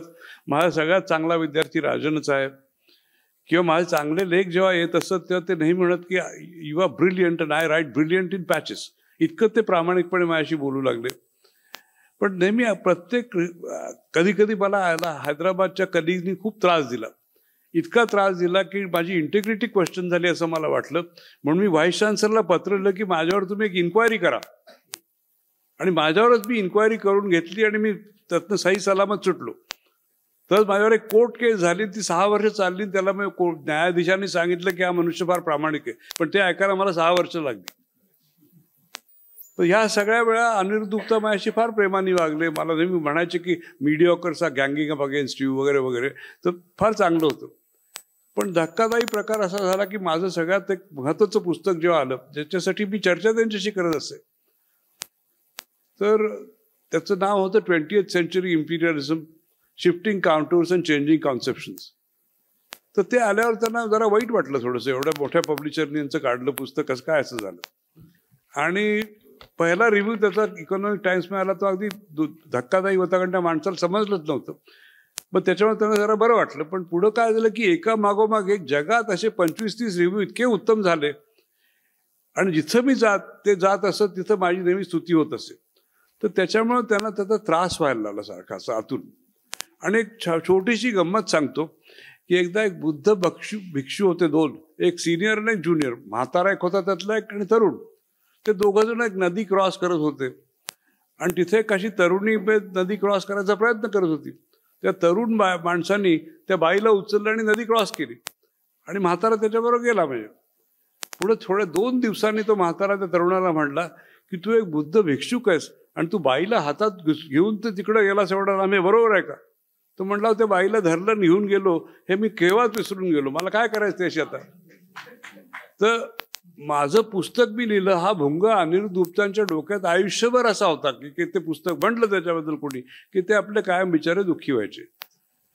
त्याच्यानंतर पुन्हा मी असं झालं की मी व्हाईस चान्सलर झालो, मग आणखीच थोडंसं दुःख झालं. अशा गोष्टी होतात, हे ह्युमन नेचर असतो. माणसं कधी कधी छोट्या छोट्या ईर्ष्या असूया त्यातनं वर येत नाहीत, आणि तो एक भाग होता. पण तरीही त्यांना नेहमी असं वाटायचं की हा मनुष्य चांगल्या लिहिणाऱ्यातला, ही इज केपेबल. त्या एकदा UGC काहीतरी माझ्यावरनं वाद झाला होता. तर ते म्हणले बघा असं आहे की माझं त्याचं अलीकडे हार्डवेअर जरी असलं तर मी इतका हलकट नाही की चांगला एक्सपर्ट आहे असं म्हणणार नाही. त्यांनी माझ्याबद्दल चांगलंच म्हणलं, पण हार्डवेअर मात्र त्यांच्या बाजूने तेव्हा होतं. का होतं त्यांना माहिती. मलाही त्यांच्याबद्दल फार प्रेम वाटायचं, आणि त्यांचा जो क्रिटिसिझम असायचा तो इतका सुंदर असायचा की मला नेहमी पुन्हा लिहावंसं वाटायचं. एकदा एक लेख मी लिहिला होता, India non alignment and attempt at conceptual reconstruction. तर त्यांनी माझ्याशी जाहीरच भांडण केलं. त्यात त्यांनी असं म्हटलं होतं की world the stage, India the actor, non alignment the script. आणि मग त्यांना काय म्हणायचं ते म्हणलं. तर अशा आमच्या जाहीर लेखी लढाया अशा खूप झाल्या. ते मेल्यावर मला खूप त्रास झाला. मी त्यांच्याबद्दल खूप चांगली ऑबिच्युरी लिहिली होती, आणि अजूनही माझ्याबरोबर ते असतात. कारण काय झालं की त्यांनी मला method of thinking and discipline एक रिसर्चमध्ये दिली, त्यातनं माझी मी मेथड इव्हॉल्व केली, आणि आम्ही दोघांनीची मेथड इव्हॉल्व केली. त्यातनं मी संकल्पसारख्या विद्यार्थ्यांना शिकवलं. तर मी जरी मेलो तरी आम्ही दोघंही जिवंत असू, कारण संकल्पच्या पाडे ते सगळं आहे आता आम्ही जे दिलं ते. तर याच्यात कधी जगात गुरु आणि शिष्याचं नातं असतं की गुरुही कधी मरत नाही, शिष्यही कधी मरत नाही, चालतात दोन्ही असेच. आणि अगदी याचं छोटंसं उदाहरण मी आता आपल्याकडे, मला BR देशपांडे म्हणून आमच्याकडं शिकवायला होते मला मॉडर्न हायस्कूलमध्ये, त्यांचे जावं इथं बसले आहेत, आणि त्यांचाही उल्लेख मी माझ्या पुस्तकात पहिल्याच चॅप्टरमध्ये केला आहे. तर ते इतिहासावर नेहमी इतकं उत्तम शिकवायचे की इतिहास का लिहिला जातो, त्याचा अर्थ काय. EHकारचा प्रश्न होता, व्हॉट इज हिस्ट्री. आणि ते आम्हाला इतकं भिनलं डोक्यात. त्यांनी अनेक प्रयोग केले इतिहासात शिकवताना. तर आज मला त्यांची आठवण होते. मी ते कसं शिकवायचे, अगदी जगातल्या मोठ्या उत्तम इतिहासकाराला दीपेश चक्रवर्तीला सांगितलं, आणि त्यांनी शिकागोमध्ये त्याचा उपयोग करायला सुरुवात केली. तर असं असतं, कल्पना, idea whose time has come will always shine. Victor Hugo म्हणायचं. म्हणजे मनमोहन सिंग जेव्हा रिफॉर्म व्हायची वेळ येते म्हणतात, आयडिया ऑफ रिफॉर्मचा come, India has to undergo this. तर अशा अनेक गोष्टी असतात. तेव्हा माझ्या दृष्टीने गुप्ता मेलेलेच नाहीत, अजून जिवंत आहे, तर मी जिवंत आहे. आमचे वाद ते मेले तरी आमच्या एकमेकात होतच असतात. काय ते काय म्हणले असते, मी काय म्हणलो असतो, मला असं वाटतं, तर अजून चालतं. आणि मला असं वाटतं की मी मरणार नाही, कारण ही माणसं जिवंत आहेत सगळी माझ्यानंतर. अशी ती रिलेशनशिप असते. विद्यासागर सर, सो अशा प्रकारची विविध माणसं विद्यापीठात तुम्हाला प्रशासक म्हणून हाताळायला लागतात. कसं डील केलं जातं अशा प्रकारचे प्राध्यापक, त्यांचे इगोज? माझं तत्व नेहमी असं आहे की don't look at the person, म्हणजे केअर फॉर द प्रोसेस. त्यामुळे माणूस हा काही महत्त्वाचा नाही आहे, त्याचा प्रश्न काय आहे, त्याचं म्हणजे त्याला काय हवं आहे किंवा ह्याच्याकडे लक्ष दिलं तर बरेचसे प्रश्न सुटू शकतात. इवन विद्यार्थ्यांच्या बाबतीतसुद्धा तसंच होतं. आणि विद्यार्थी संघटना ज्या असतात आणि त्यांचे प्रतिनिधी, तर त्यांचे अनेक कंगोरे असतात. म्हणजे ते जे बोलतात ते फक्त वरवरचं असतं, म्हणजे त्याच्या मागचा उद्देश वेगळाच असतो. मग तो उद्देश काय नेमका हे जर आपण शोधलं तर मग बरोबर त्या माणसाबरोबर आपण हे करू शकतो. आता प्राध्यापकही असतात, काही लोक तुमच्या तोंडावर स्तुती करतात, पाठीमागं मात्र वेगळंच मत असतं त्यांचं, किंवा काही उलट असतात, काही स्पष्टपणे बोलतातही तुमच्या तोंडावर, तर त्याचा राग धरायचं काही कारण नाही. उलट मी म्हणतो ते चांगली गोष्ट आहे की म्हणजे तुम्हाला कळतं की तुमच्यामध्ये काय कमी आहे. आणि मुख्यतः काय होतं की मी आता 2 पदावर मुख्य काम केलं. एक म्हणजे BCVD डायरेक्टर म्हणून काम केलं, त्यावेळेस सर्व महाविद्यालय आणि विद्यापीठाचे सगळे विभाग माझ्या याच्याखाली होते, म्हणजे अकॅडमिक्स मीच पाहायचो सगळं. त्याच्यामध्ये मला 2-3 गोष्टी अशा दिसल्या की जिथे म्हणजे शिक्षकांची संख्या ज्या डिपार्टमेंटमध्ये कमी तिथे सगळ्यात जास्त वादंग, म्हणजे तिथे सगळ्यात जास्त भांडणं असायची. हा एक माझं ऑब्झर्वेशन होतं. आणि दुसरं म्हणजे रिकामा वेळ जिथे आहे तिथे खूप भांडणं आहे. तर त्यामुळे सायन्सच्या लोकांकडे कमी भांडणं होती आणि सोशल सायन्स आणि आर्ट्स आणि अगदी क्षुल्लक, म्हणजे की असं वाटायचं की अरे ही लोक एवढी शिकलेली आहेत, एवढ्या पदव्या आहेत त्यांच्याकडे, हे शिक्षक आहेत स्वतः, आणि क्षुल्लक कारणासाठी भांडतात आणि माझ्याकडे यायचे सोडवायला. म्हणजे तत्त्वज्ञानाच्या विभागामध्ये म्हणजे इतकी भांडणं की म्हणलं अरे तुम्ही तत्त्वज्ञान शिकता का काय शिकता, दुसरं काय.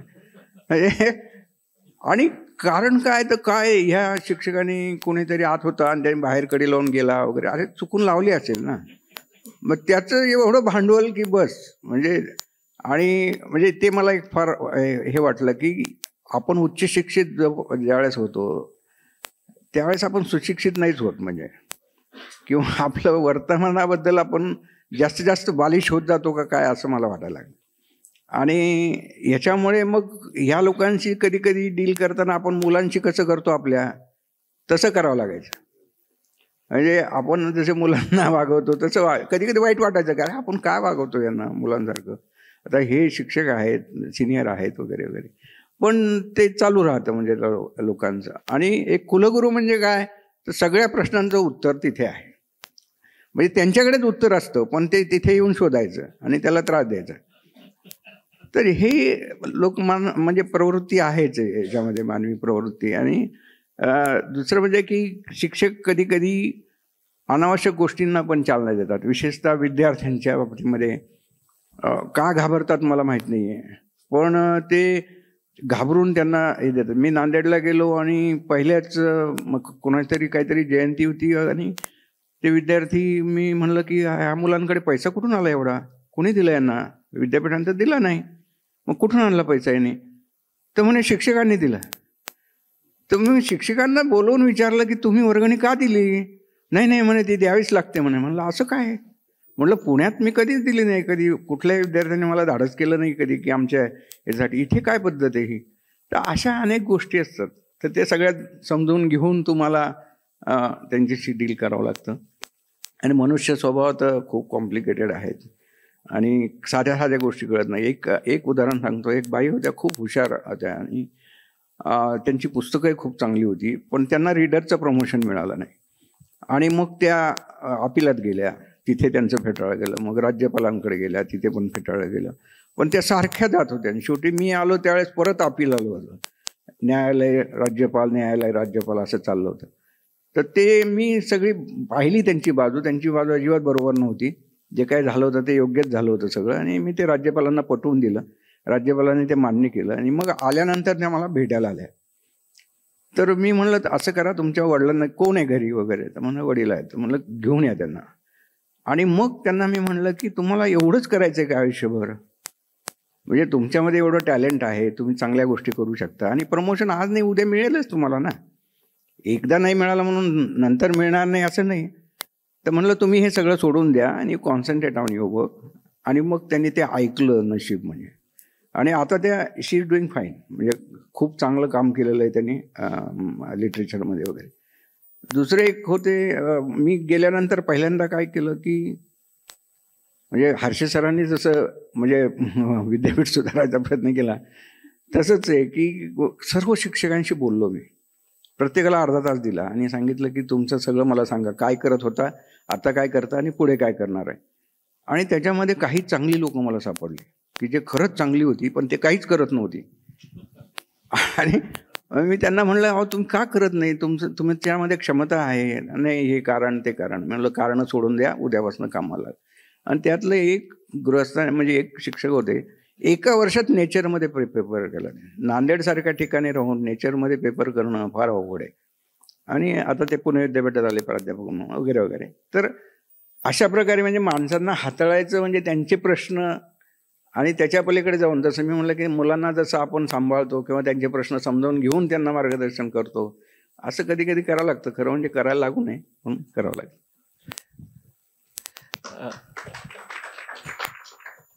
हर्षेश सर, तुम्ही कायम पुस्तकात ते उल्लेख आलेले आहेत की एखाद्या व्यक्तीमध्ये प्रोफेसोरियल क्वालिटी आहे किंवा नाही, हा तुमच्या चिंतनाचा विषय राहिलेला आहे. माणसांना तुम्ही जज करता तेव्हा सुद्धा एक तो विषय नेहमीच येत राहतो.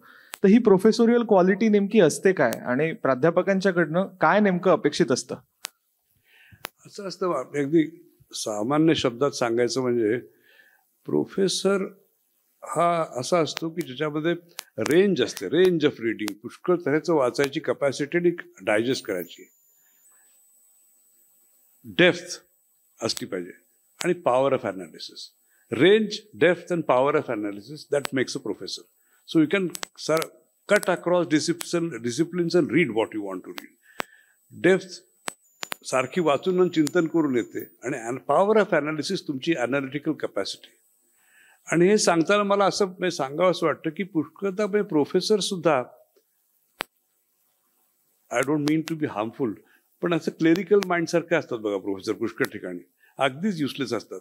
आणि चांगले असिस्टंट प्रोफेसर सुद्धा प्रोफेसोरियल असतात. देयर इज अ कॅपॅसिटी, प्रतिभा असते ना. आता प्रतिभा प्रत्येकाला नसते. आणि विशेषतः असं असतं की अकॅडमिक फील्डमध्ये मला वाटतं बहुसंख्य लोक मीडिऑकर असतात. त्याच्यामुळे तो त्या असिस्टंट प्रोफेसर जो ब्राईट असतो त्याला मोठा त्रास होतो. मी एकाने रिसर्च केला ह्याच्यावर, भारतातल्या ह्याच्यावर, की साधारणपणे 19% लोकांना त्या सायकिक केसेस असतात. प्रत्येक डिपार्टमेंटमध्ये 1-2 असे वेडे लोक असतात. वेडे म्हणजे असे की ठार वेडे, त्यांना काही करता येते त्यांच्याशी. तुम्हाला 5 मीडिओकर्स असतात, त्यांना आपला त्याच्यातच आनंद असतो. आणि 2 ब्राईट लोक असतात आणि एखादा कोणीतरी व्हिम्सिकल असतो. पण असे सगळे मिळून जसं हेड हँडल करतो, तर व्हाईस चान्सलरला मग ह्या सगळ्या वेड्यांचा बाजारच हँडल करायला लागतो. आणि त्याच्यामुळं काय असतं, कारण university it's a mad place at one level. तर त्याच्यावर you have mad uncles, you have young and bright people. आणि मग काही काही गंमत पण सांगतो उदाहरण, की माझ्याकडं खरोखरच असा एक असिस्टंट प्रोफेसर होता, त्याला ही वॉज रिअली प्रोफेसोरियल. आणि त्याचा जो डीन होता तो अगदीच तसा होता बेताचा. तर त्याला अमेरिकेत जायचं इन्व्हिटेशन आलं जाण्या येण्याचं आणि सगळं देणार होते त्याला. तर त्याला मी ताबडतोब म्हटलं जा. पण त्या डीननी लिहून दिलं की परीक्षेचे दिवस आहेत, मला ह्याची इन्व्हिजिलेशनसाठी गरज आहे. तो कसा जाईल? तर मी I overruled the dean. I said look, this matter of prestige for this university and somebody attending such major international conference with no expenditure on our side, let him go. मग ते म्हणजे who will invigilate? तर मी तिथे इन्व्हिजिलेट करायला येतो, पण ह्याला जाऊ दे. ते झाल्यावर पुढं मग अकॅडमिक माणसं कशी मीन असतात सगळ्यांना माहिती आहे जे बसले तिथं. तर डीन्सची मीटिंग झाली. त्यातल्या एका डीनला खावचटपणा करायची हुक्की आली की तो आहे ना, तो गेला तर अमेरिकेला. तर मला तो म्हणला त्या डीनला टाक असं म्हणून की तो अमेरिकेला गेला परवा. कसा? तो म्हणला तुम्हाला कसा गेला ते माहीत नाही. तर मला असं वाटलं की आता काहीतरी उलटं सुलटं म्हणणार, मग त्याचे वशिले होते म्हणतात ते इन्व्हिटेशन म्हणून असं काहीतरी. ते म्हटलं मला माहिती आहे कसा गेला, ते एअर इंडियाची फ्लाईट घेतली त्यांनी दिल्लीहून जायची. आणि मी तो विषयच बंद केला. मग याच्यापेक्षा जास्त करायची काही अशी हे नसते. आणि अशी प्रोफेसोरियल माणसं युनिव्हर्सिटीच्या वातावरणात फार थोडी असतात. आणि तुम्हाला गंमत सांगतो, बर्ट्रंड रसेलचं तुम्ही जर आयुष्य वाचलं तर तिथे एक असा अगदी अर्धवट किंवा लो लेवलचा मनुष्य आला होता. त्या बर्ट्रंड रसेलने त्याच्यात पॅरेग्राफभर लिहिले की अशा केम्ब्रिज सारख्या विद्यापीठाचा असला मनुष्य कसा काय आला. तर असं आहे की आता सगळ्या विद्यापीठात असलीच माणसं असतात. एखादाच पुढती ब्राईट येतो आणि तो करून जातो. किंवा आत्रे नेहमी म्हणायच्या, माधवराव पटवर्धनच्या नावाने हा हॉल आहे आणि ते रवी किरण मंडळ चालवायचे. तर अत्र्यांना दुसऱ्याचा उपहास करण्यात जो मजा यायची त्यांना ती कधी आली नाही. आणि त्या रवी किरण मंडळामध्ये गिरीश होते, यशवंत होते, माधवराव पटवर्धन होते, अनेक होते. पण ते नाही म्हणायचे की यातला एक माधवराव फक्त रवी आहे, बाकी सगळी किरणं सुद्धा आहेत. पण तर शेवटी असं असतं की एखाद दुसरी अशी व्यक्ती असते आणि तिला आपण मात्र वाईट वागवतो नेहमी युनिव्हर्सिटीमध्ये. तसं व्हायला नको. तर ते प्रोफेसर म्हणजे सगळ्यात ज्याला वाईट वागवलं जातं तो प्रोफेसर होईल असतो नेहमी. म्हणजे त्याचं आउटपुट सगळ्यात जास्त असतो, त्याला शिकवणं चांगलं येतं, त्या विद्यार्थी त्याच्यावर खुश असतात आणि त्याच्यावर लोकांना मोठा त्रास होतो. मग ते काहीतरी काढतात प्रत्येक हा विषय शिकवतो तर IAS साठी उपयोगी पडतो म्हणून ना. अमका असतं तर मला शिकवता येत नाही, मला काहीतरी केलं पाहिजे असं कोणाला वाटत नाही.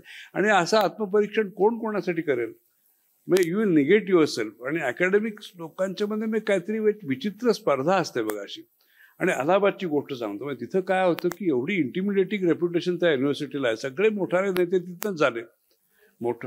सगळे मोठाले नेते अलाहाबादनं झाले.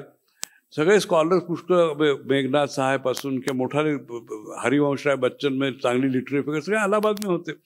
त्याच्या फिराक गोरखपुरी. तर अशी जेव्हा माणसं असतात त्या जी परफॉर्म करत नसतात त्यांना फक्त आपल्याबद्दल वाईट वाटतं. तेव्हा पुष्कळदा आपल्या पास्टबद्दलच लोक बोलतात आणि त्यांना वाटतं बरं आहे आपण. मग काय असतं शेवटी माहिती आहे का, आता परिस्थिती युनिव्हर्सिटीची फार वाईट आहे, JNUची वाईट आहे फार. तर एखाद्या मुंगीला आपण एव्हरेस्टवर बसवून ठेवलं, त्या मुंगीचा काय हत्ती होतो का. मी छोटी माणसं नेहमी छोटीच राहतात तर तसंच असतं. पण तरीच आपण काहीतरी पाचच्या गोष्टी सांगतो. फर्ग्युसन कॉलेज ना, टिळक, आगरकर, गोखले वगैरे. तुम्ही काय आहात किंवा सावरकरांनी कुठेतरी उडी मारली समोर तर तुम्ही त्यांच्या नावाने आपल्या उड्या मारत हिंडता इकडे का. असं कसं शक्य आहे. तुम्हाला माहिती त्यागाची भावना असली पाहिजे. तो भाग असतो आणि तो कुठंतरी मग आपल्याला जोपासला पाहिजे. खरं सांगायचं तर युनिव्हर्सिटीमध्ये धाडशी माणसं पाहिजेत, ध्येयवादी माणसं पाहिजेत, पराक्रमी पाहिजेत, त्याग करायला तयार असली पाहिजेत माणसं. आणि खरं बोलायला त्यांना लाज नाही वाटली पाहिजे. तरच तो प्रोफेसर ना. नाही तर आपलं काय कुठलाही जॉईंट सेक्रेटरीच्या पुढं मागं करतोय, नेत्याच्या पुढं मागं करतोय, तो कसा प्रोफेसर बनायचं त्याला. हा भाग आहे. म्हणजे आणि अलीकडं कसं झालंय बघा सगळं वातावरण. म्हणजे आपण काय म्हणतो की एखादा पॉवरफुल मनुष्य दुष्ट आहे म्हणून त्याची विघ्नपूजा आपण करून रिकामे होतो, कारण नंतर त्याचा त्रास देईल. तर ही परिस्थिती चांगली नाही. कुठली व्यक्तिपूजा करणं, कोणाला तरी हे करणं. आणि हे सगळं युनिव्हर्सिटीत वाढलंय. काय करायचं होतं. बरोबर. विद्यासागर सर, या पुस्तकाच्या अनेक चॅप्टर्समध्ये कॉमन थीम आहे की टीचिंग आणि रिसर्च याच्यामधला एक बॅलन्स. विद्यापीठांच्या प्रशासनाकडनं येणाऱ्या जबाबदाऱ्या, विद्यापीठांमध्ये प्राध्यापकांना करावी लागणारी कामं आणि प्राध्यापकांचा मूळ रिसर्चचा असलेला पिंड किंवा त्यांची शिकवण्याची आवड. तर हा बॅलन्स कसा साधला जातो नेमका. तर याच्यामध्ये कसं आहे की आपण ज्यावेळेस भारतीय उच्च शिक्षणाचा विचार करतो त्यावेळेस त्याच्यामध्ये अनेक विद्यापीठ आहेत प्रकारची. एक म्हणजे केंद्रीय विद्यापीठ आहे, दुसरं म्हणजे राज्य विद्यापीठ आहेत, अभिमत विद्यापीठ आहेत, खाजगी विद्यापीठ, आता क्लस्टर विद्यापीठं पण येत आहेत. आता केंद्रीय विद्यापीठाचं कसं आहे की त्यांची विद्यार्थी संख्या मर्यादित असते, टीचिंग लोड कमी असतो, त्यांना फंड्स चांगले उपलब्ध असतात, सोयी असतात. तिथे जास्त चांगल्या प्रकारे संशोधन होणं अपेक्षित आहे.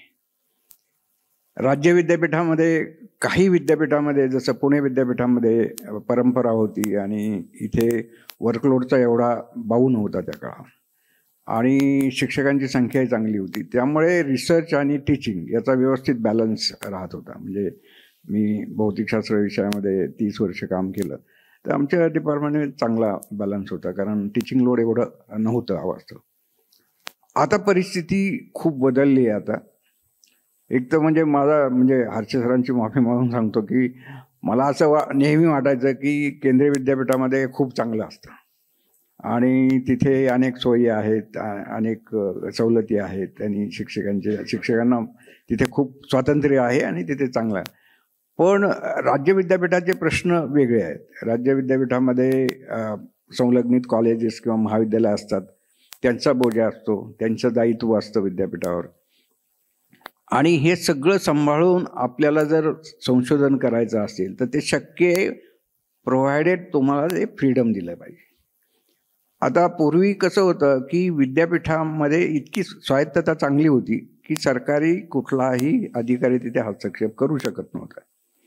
अलीकडच्या काळामध्ये हे स्वातंत्र्य कमी कमी होत चाललंय आणि विशेषतः म्हणजे प्रशासकीय जे वरचढपणा आहे तो जास्तीत जास्त व्हायला लागलाय. आणि हे जे ब्युरोक्रॅट्स आहेत त्यांच्यामध्ये काहीतरी एक विचित्र भावना अशी तयार झाली की त्यांना शिक्षणामधलं सगळं कळतं. आणि कुठला तरी एक अधिकारी 1-2 महिने कुठल्या तरी विद्यापीठाचा इन्चार्ज झाला की तो शिक्षणावर ऑथेंटिकली बोलायला लागतो. आणि आता अशी परिस्थिती झाली आहे की कुलगुरू सुद्धा स्वतःचं स्थान टिकवणं किंवा स्वायत्तता टिकवण्यासाठी प्रयत्न करत नाही असं दिसून आलं. आणि याचा सगळा परिणाम हा शिक्षकांवर होतोय, कारण त्यांचं स्वातंत्र्य संकुचित होत आहे. आता विचार करा की जर विद्यापीठातल्या शिक्षकाला बायोमेट्रिक करावं लागत असेल तर त्याला काय स्वातंत्र्य राहिलं? म्हणजे मी ज्यावेळेस नोकरी करतो त्यावेळेस असं काहीच नव्हतं. म्हणजे मी माझ्या मताप्रमाणे येऊन, म्हणजे जे टाइम टेबल दिले त्याप्रमाणे मी लेक्चर्स वगैरे घेतले की मी माझा काम करायला मोकळा होतो. तर ते स्वातंत्र्य कमी होत चालले. तर याचा समतोल मला असं वाटतं ठेवणं खूप आवश्यक आहे. आणि ही जी अनावश्यक बंधनं आता येत आहेत आणि सरकारी हस्तक्षेप जो जास्त वाढला आहे तो कमी व्हायला हवा असं मला वाटतं. आता ह्याला दोन्ही बाजू जबाबदार आहेत. म्हणजे मी सरकारी अधिकाऱ्यांबरोबरही चर्चा केली आणि त्यांना म्हणालो की म्हणलं तुम्ही असं का होतंय आजकाल? तर ते अधिकारी चांगले होते. ते म्हणाले की सर तुम्हाला सांगू का की विद्यापीठ काहीच करत नाही, मग आम्हाला करावं लागतं. म्हणजे ही पण बाजू आहे. म्हणजे विद्यापीठाने सुद्धा आपली कामं जर व्यवस्थितपणे केली तर सरकारी हस्तक्षेप अजिबात होत नाही. हा माझा 5 वर्षांचा अनुभव आहे. पण आपण आपलं घर नीट सांभाळलं नाही तर मात्र बाहेरचा हस्तक्षेप हा अटळ आहे. आणि रिसर्चच्या बाबतीत म्हणजे हे ज्या वर्कलोडचा ज्या बाबू आहे, खरं म्हणजे पूर्वी असं होतं की विद्यापीठातल्या विभागांना हा वर्कलोडचा कायदा लागू नव्हता. तो महाविद्यालयांसाठी होता की इतके विद्यार्थी असेल तर इतके शिक्षक, इतकं.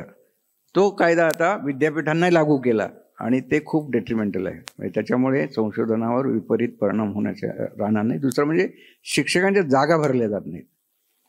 म्हणजे इतक्या कमी झालं आहे की 40चा स्टाफ हा 14वर आला आहे. आणि त्याच्यामुळे जी सर म्हणत होते की व्यापकता हवी किंवा विस्तृतता, तर ती कमी होत चालली. आम्ही 13 स्पेशलायझेशन देतो, आता फक्त 4 देता येतात. आणि ते मी अजून शिकवतोय. म्हणजे असे माझ्यासारखे अनेक लोक आहेत की जे शिकवत आहेत 10 वर्ष रिटायर होऊन सुद्धा.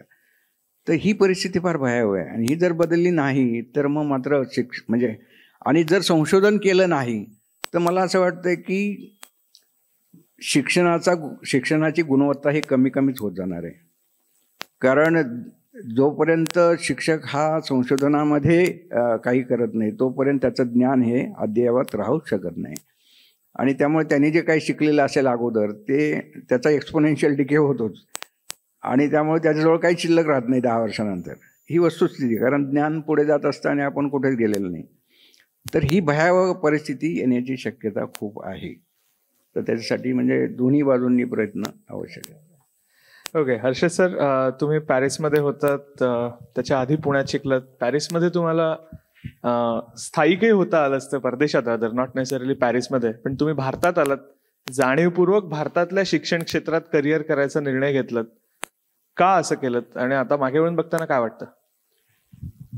हा या प्रश्नाचं उत्तर देण्यापूर्वी एक सांगायचं विसरलं ते जरूर सांगतो आणि मग लगेच उत्तर देतो. एक माझं जे पुस्तक सगळं झालं त्याला केवळ विनोद शिरसाट कारणीभूत नाहीत, तर सुहास पाटील आहेत, सुधामय आहेत आणि माने पण आहेत, ज्यांना मी वरचेवर त्रास दिला प्रूफ करेक्ट करायच्या वेळा. तर हे आमचं सगळ्यांचं टीमवर्क आहे, लक्षात ठेवूनच आपण हे अप्रिशिएट करा. मी एकटा त्यात नाही. आणि आता पॅरिसच्या कामाकडे वळतो.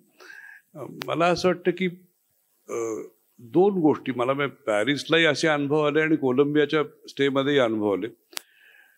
तेव्हा युरोपपेक्षा जास्त अमेरिकेत भारतातल्या युनिव्हर्सिटीजना कमी लेखलं जायचं, ही वस्तुस्थिती आहे. युरोपमध्येही कमीच लेखलं जात असे.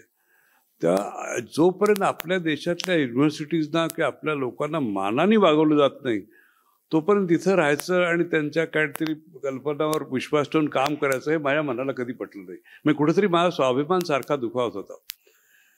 तर भारतात अशी विद्यापीठं असली पाहिजेत आणि होऊ शकतील याच्यावर माझा पूर्ण विश्वास होता. म्हणजे JNU एक अशी युनिव्हर्सिटी की नक्कीच ती इंटरनॅशनल सेवा होती, झाली पुढं. हैदराबादही तशीच होती. तर मला अगदी पूर्ण विश्वास होता की हे सगळं करता येईल. तर ते एक माझ्या आयुष्याचं प्रमुख कारण होतं. आणि दुसरं म्हणजे मला हे वाटत होतं की कितीही अडचणी आल्या तरी मी हे सोडणार नाही का, म्हणजे शेवटपर्यंत करत नाही, मरायची वेळ आली तरी मी सोडणार नाही. पण इथं भारतात चांगल्या शिक्षण संस्था उभ्या राहायलाच पाहिजेत, कारण कुठंतरी ते जो उभं राहिलं तर आपल्याला पुष्कळ काही करता येईल. आणि अजूनही माझा तोच विचार आहे, कारण आजही बघा की जास्तीत जास्त विद्यार्थी भारतातून Canada, Australia, New Zealand, England, America आणि युरोपियन देशात जातात आणि रेमिटन्सेस सगळे आपले सगळे पैसे बाहेर जातात कारण आपल्याकडे चांगल्या युनिव्हर्सिटीज नाहीत. आणि ह्या गोष्टीची अजूनसुद्धा आपल्याला शरम वाटत नाही. या गोष्टीच्याबद्दल मला फार खंत वाटते. अगदी आपण चांगल्या लोकांना इथे एनकरेज करत नाही, कुठेतरी बाहेर जाऊन त्यांना मान्यता दिली जाते. तर त्याच्यामुळे इथं असा प्रयत्न केलाच पाहिजे आणि आपण पुन्हा पुन्हा करावा. आत्ता तर अशी स्थिती झाली आहे की युनिव्हर्सिटी सगळ्या उद्ध्वस्तच व्हायची वेळ आलेली आहे. वाटेल ते डिरेक्टिव्ह काय काय येतात आणि त्यांना ते करायला लागतं. तर असं आहे की कधी कधी मला वाटतं की पूर्ण सगळं मोडलं गेलं आणि विध्वंस सगळा झाला तरीसुद्धा ते उभं राहू शकतं. कारण चीनमध्ये असंच झालं, सगळ्याचं वाटोळं मावच्यामुळं बाजा झाला अगदी पूर्ण. आणि आज मागच्या 40 वर्षात चीनमध्ये अशा विश्वविद्यालय उभी राहिली आहेत की ते जगात मोठी आहेत आणि त्यांचं नाव घेतलं जातं. त्याच्यामुळे मला असं वाटतं की निराश होण्याचं काही कारण नाही, पण आपण इथं काहीतरी करायचं. हा आपला देश आहे, इथं काहीतरी करून दाखवण्याचाच आपला स्वाभिमान आपण हे करू. आणि मी मोठा राष्ट्रवादी मनुष्यही नाही आहे, अजिबात नाही. मला इथल्या लोकांचं प्रेम आहे. इथल्या विद्यार्थ्यांना, गरीबातल्या गरीब विद्यार्थ्यांना चांगल्यात चांगलं शिक्षण मिळालं पाहिजे आणि पब्लिक सेक्टरमधल्या युनिव्हर्सिटी चांगल्या जगल्या पाहिजेत. हा महत्त्वाचा मुद्दा मला वाटतो फार. त्याच्यावर राजकीय हस्तक्षेप किंवा प्रशासनिक हस्तक्षेपामुळं युनिव्हर्सिटी बिघडत आहेत हे अगदी उघड उघड दिसतंय. वाटेल त्या लोकांना आता व्हाईस चान्सलर करतायत, वाटेल त्या गोष्टी होत आहेत आणि आपण हे सगळं उघड्या डोळ्यांनी बघायचं आणि काहीच म्हणायचं. कारण आपल्याला भीती वाटते, आपण एका कुठल्या तरी भीतीमध्ये बसलोय. ही गोष्ट तर मला आणखीच शरमनाक वाटते. आणि माझ्या दुर्दैवाने किंवा सुदैवाने म्हणा, मला 20 अपॉइंटमेंट करायच्या व्हाईस चान्सलरचं संधी मिळाली. आणि मला असं वाटतं की इथं काय म्हणतात, पूर्वी असं होतं की एक असे इंटरव्ह्यूज वगैरे होत नसत व्हाईस चान्सलरसाठी. चांगल्या एखाद्या प्रशासक कम विद्वानाला लोक इन्व्हाइट करायचे आणि तो व्हाईस चान्सलर व्हायचा. व्हाईस चान्सलरचं ऑफिस मानलं जायचं. पण आता रेग्युलर पोस्ट ॲडव्हर्टाईज काय होत आहेत, मग त्याला अर्ज काय लोक करतात. आणि माझा नेहमीचा अनुभव म्हणजे एक 6-8 लोकांना लक्षात आलं की पॅनलमध्ये मी अध्यक्ष आहे किंवा नुसता सदस्य आहे, तर माझे गोडवे गायला लोक सुरुवात करतात. त्यांचे मित्र अगर हितचिंतक की तुम्ही मोठे स्कॉलर्स आहात, तुम्ही अशा तशा तमक्यात. आणि मग जर निवडणूक, ज्याची निवड व्हायची त्याची निवड होते पॅनलमध्ये, तेव्हा मग माझी स्कॉलरशिप त्या दिवशी संपते. थोडे दिवस काही कोणी मला स्कॉलर वगैरे म्हणत, पुन्हा मी पॅनलवर कुठल्या तरी आलो की पुन्हा मला स्कॉलर लोक म्हणायला लागतात. तर ही लाचारी कशासाठी सगळी, कशासाठी? उलट चांगली माणसं आपण निवडावी आणि त्यांना तिथं इन्व्हाइट करावं. हे सगळे अर्ज करून व्हाईस चान्सलर होतात, मग ते डेप्युटी सेक्रेटरीच्या ऑफिसमध्ये जाऊन बसतात, कधी मंत्र्याला भेटतात, कधी कुठल्या तरी अमक्या तमक्या कार्यकर्त्याला जाऊन भेटतात पार्टीच्या. हे काय चाललंय? मग आपण आमच्या प्रोफेसरने स्वतःला इतकं लो करून ठेवलंय की स्वाभिमानी माणसं या असले व्हाईस चान्सलर व्हायच्या फंदात पडणारच. तर त्याच्यामुळं ही जरी विडंबना असली तरी माझा काही निर्णय चुकला असं मला अजून वाटत नाही. आणि माझ्याकडून जास्तीत जास्त मी करायचा प्रयत्न केला. तेव्हा मला काही, मी पॅरिसहून आलो आणि अमेरिकेतून आलो, अनेक वेळा बाहेर बोलवलं तरी मी गेलो नाही. त्याच्याबद्दल मला काहीही खंत वाटत नाही. मला इथंच करायचं आणि इथंच मारायचं हे मला नक्की माहिती आहे.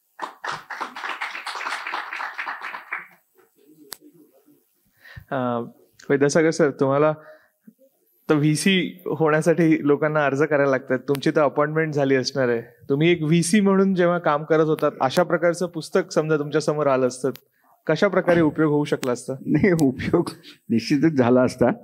कारण या पुस्तकाची खूप वैशिष्ट्ये मला दिसतात, जी म्हणजे काम करणाऱ्याला उपयुक्त आहे.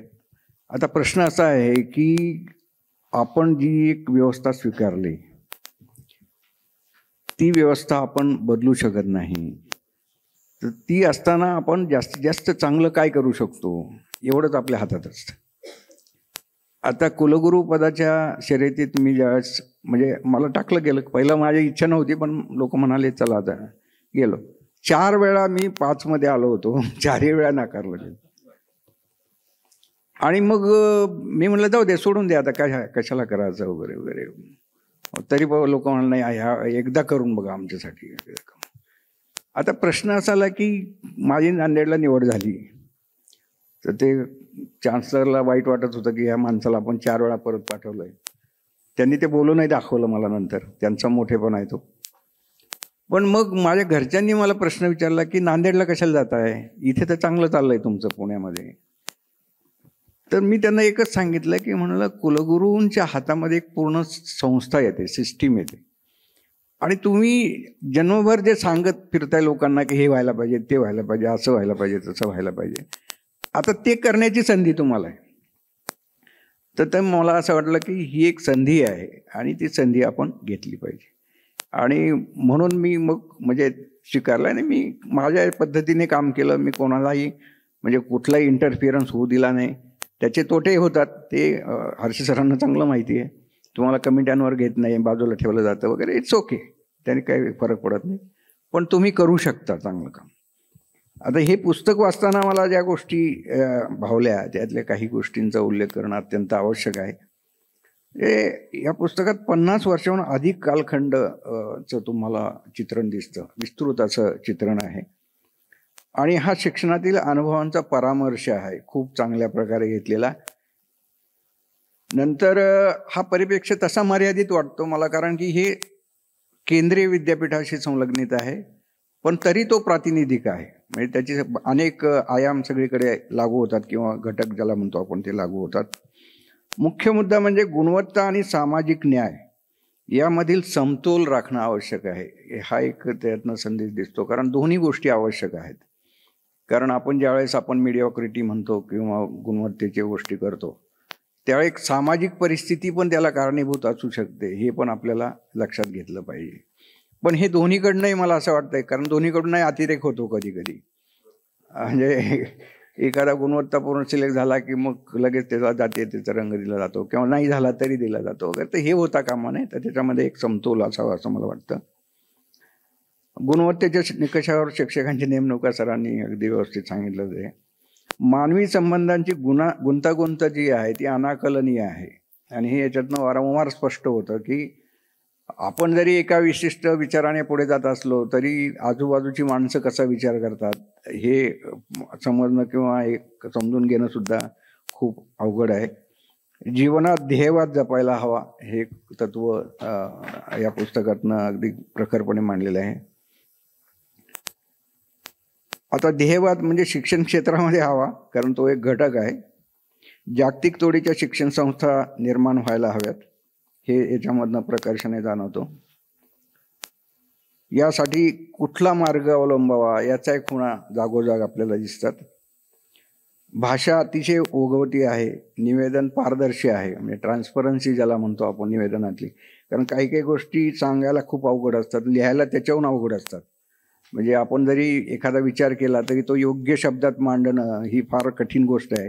तर सरांनी ती अगदी सहजपणे साध्य केलेली या पुस्तकामध्ये, हे या पुस्तकाचं वैशिष्ट्य आहे. काही ठिकाणी स्पष्ट विधान करणं टाळलेलं आहे, निर्देशन केलेलं आहे. निर्देशित ते कळतं की यांचा रोख कोणाकडे आहे तो कळतो. लेखकाचा व्यासंग, बहुआयामी व्यक्तिमत्व, धैर्य, ध्येयवाद, निश्चय, मूल्यांवरील स्पर्धा, हे श्रद्धा याच्यात प्रकर्षानं दिसून येतं. एकंदरीत म्हणजे मनस्वीपणे घेतलेल्या अनुभवाचे सादरीकरण वाचनानुभव समृद्ध करणारं असं हे पुस्तक आहे. आणि त्याबद्दल हर्षी सरांचं मनापासून अभिनंदन. Thank you sir. श्रोत्यांमधनं एक 2-3 प्रश्न असतील तर आपण घेऊया, पण छोटे प्रश्न घेऊया. आणि प्रश्न विचारा, प्लीज कॉमेंट करू नका. उच्च शिक्षणाची वाटचाल या संदर्भात आपण दोघांनी 5-5 मिनिटं बोलावं. एक 2-3 प्रश्न एकत्र करावेत का? एक एक घेऊया, ठीक आहे. नाही, खरं म्हणजे हा विषय अवघड आहे बोलायला, आपण जो बोललात तो. कारण आपण जो प्लॅन करतो कुठल्याही गोष्टी, त्या आपण पुष्कळ आयडियल गोष्टी आपण मांडत असतो, पण प्रत्यक्षात आपल्याला ते कसं अंमलात आणता येईल याच्यावर जर आपल्याला फार खात्री नसते. आणि आता मग काहीतरी मूलभूत जर आपल्याला सुधारणा करायच्या असतील तर पहिल्यांदा व्यवस्था सगळी वेगळ्या तऱ्हेने बदलली गेली पाहिजे, त्याशिवाय काही होईल असं मला वाटत नाही. म्हणजे हे थोडंसं आपल्याला निराशावादी वाटेल माझं म्हणणं, पण आत्ता तरी मला तसं दिसतंय. तेव्हा मला असं प्रोजेक्शन करण्यापेक्षा आता वेगळ्या तऱ्हेची माणसंच म्हणजे मुळात वेगवेगळ्या पॉवरफुल पोझिशनमध्ये आली पाहिजेत, त्याशिवाय काही बदलणं आता काही विशेष शक्य होईल असं मला वाटत नाही. तर ही पॉलिसी फेलच होईल असं, जसं ते राबवलं जाते त्याचं महत्त्व कुठं कोणाला काय आहे. आपण पुष्कळ लोकांना आणतो आणि सांगतो की अमके अमके प्लॅन करून द्या, तमके प्लॅन करून द्या, पण तसं होणं वास्तवात इतकं सोपं नाही आहे. आणि जी माणसं बसली आहेत सगळीकडं, सगळे ती माणसं बघा त्यांचे काय बॅकग्राऊंड आहेत सगळ्या लोकांच्या, कसे ते वागतायत. पूर्वी कसे व्हाईस चान्सलर होते, आता कसे व्हाईस चान्सलर होते. मला असं आठवतं, मी स्वतःचं महती पण नाही सांगत, अनेक लोकांनी माझ्यापेक्षा अनेक तऱ्हेचे मी असर्शन दाखवलेली आहेत. पंडित नेहरूंच्या पुढचं अलाहाबादचे व्हाईस चान्सलर चक्क त्याच्या तोंडावर त्यांना काय काय म्हणले, एकदा गेस्ट म्हणून आले तेव्हा. माझे अर्जुन सिंगांची मतभेद अगदी ओपन झाले आणि ते सगळ्यांना माहीत होते जेव्हा, आणि मैत्री होती, चांगले संबंध होते.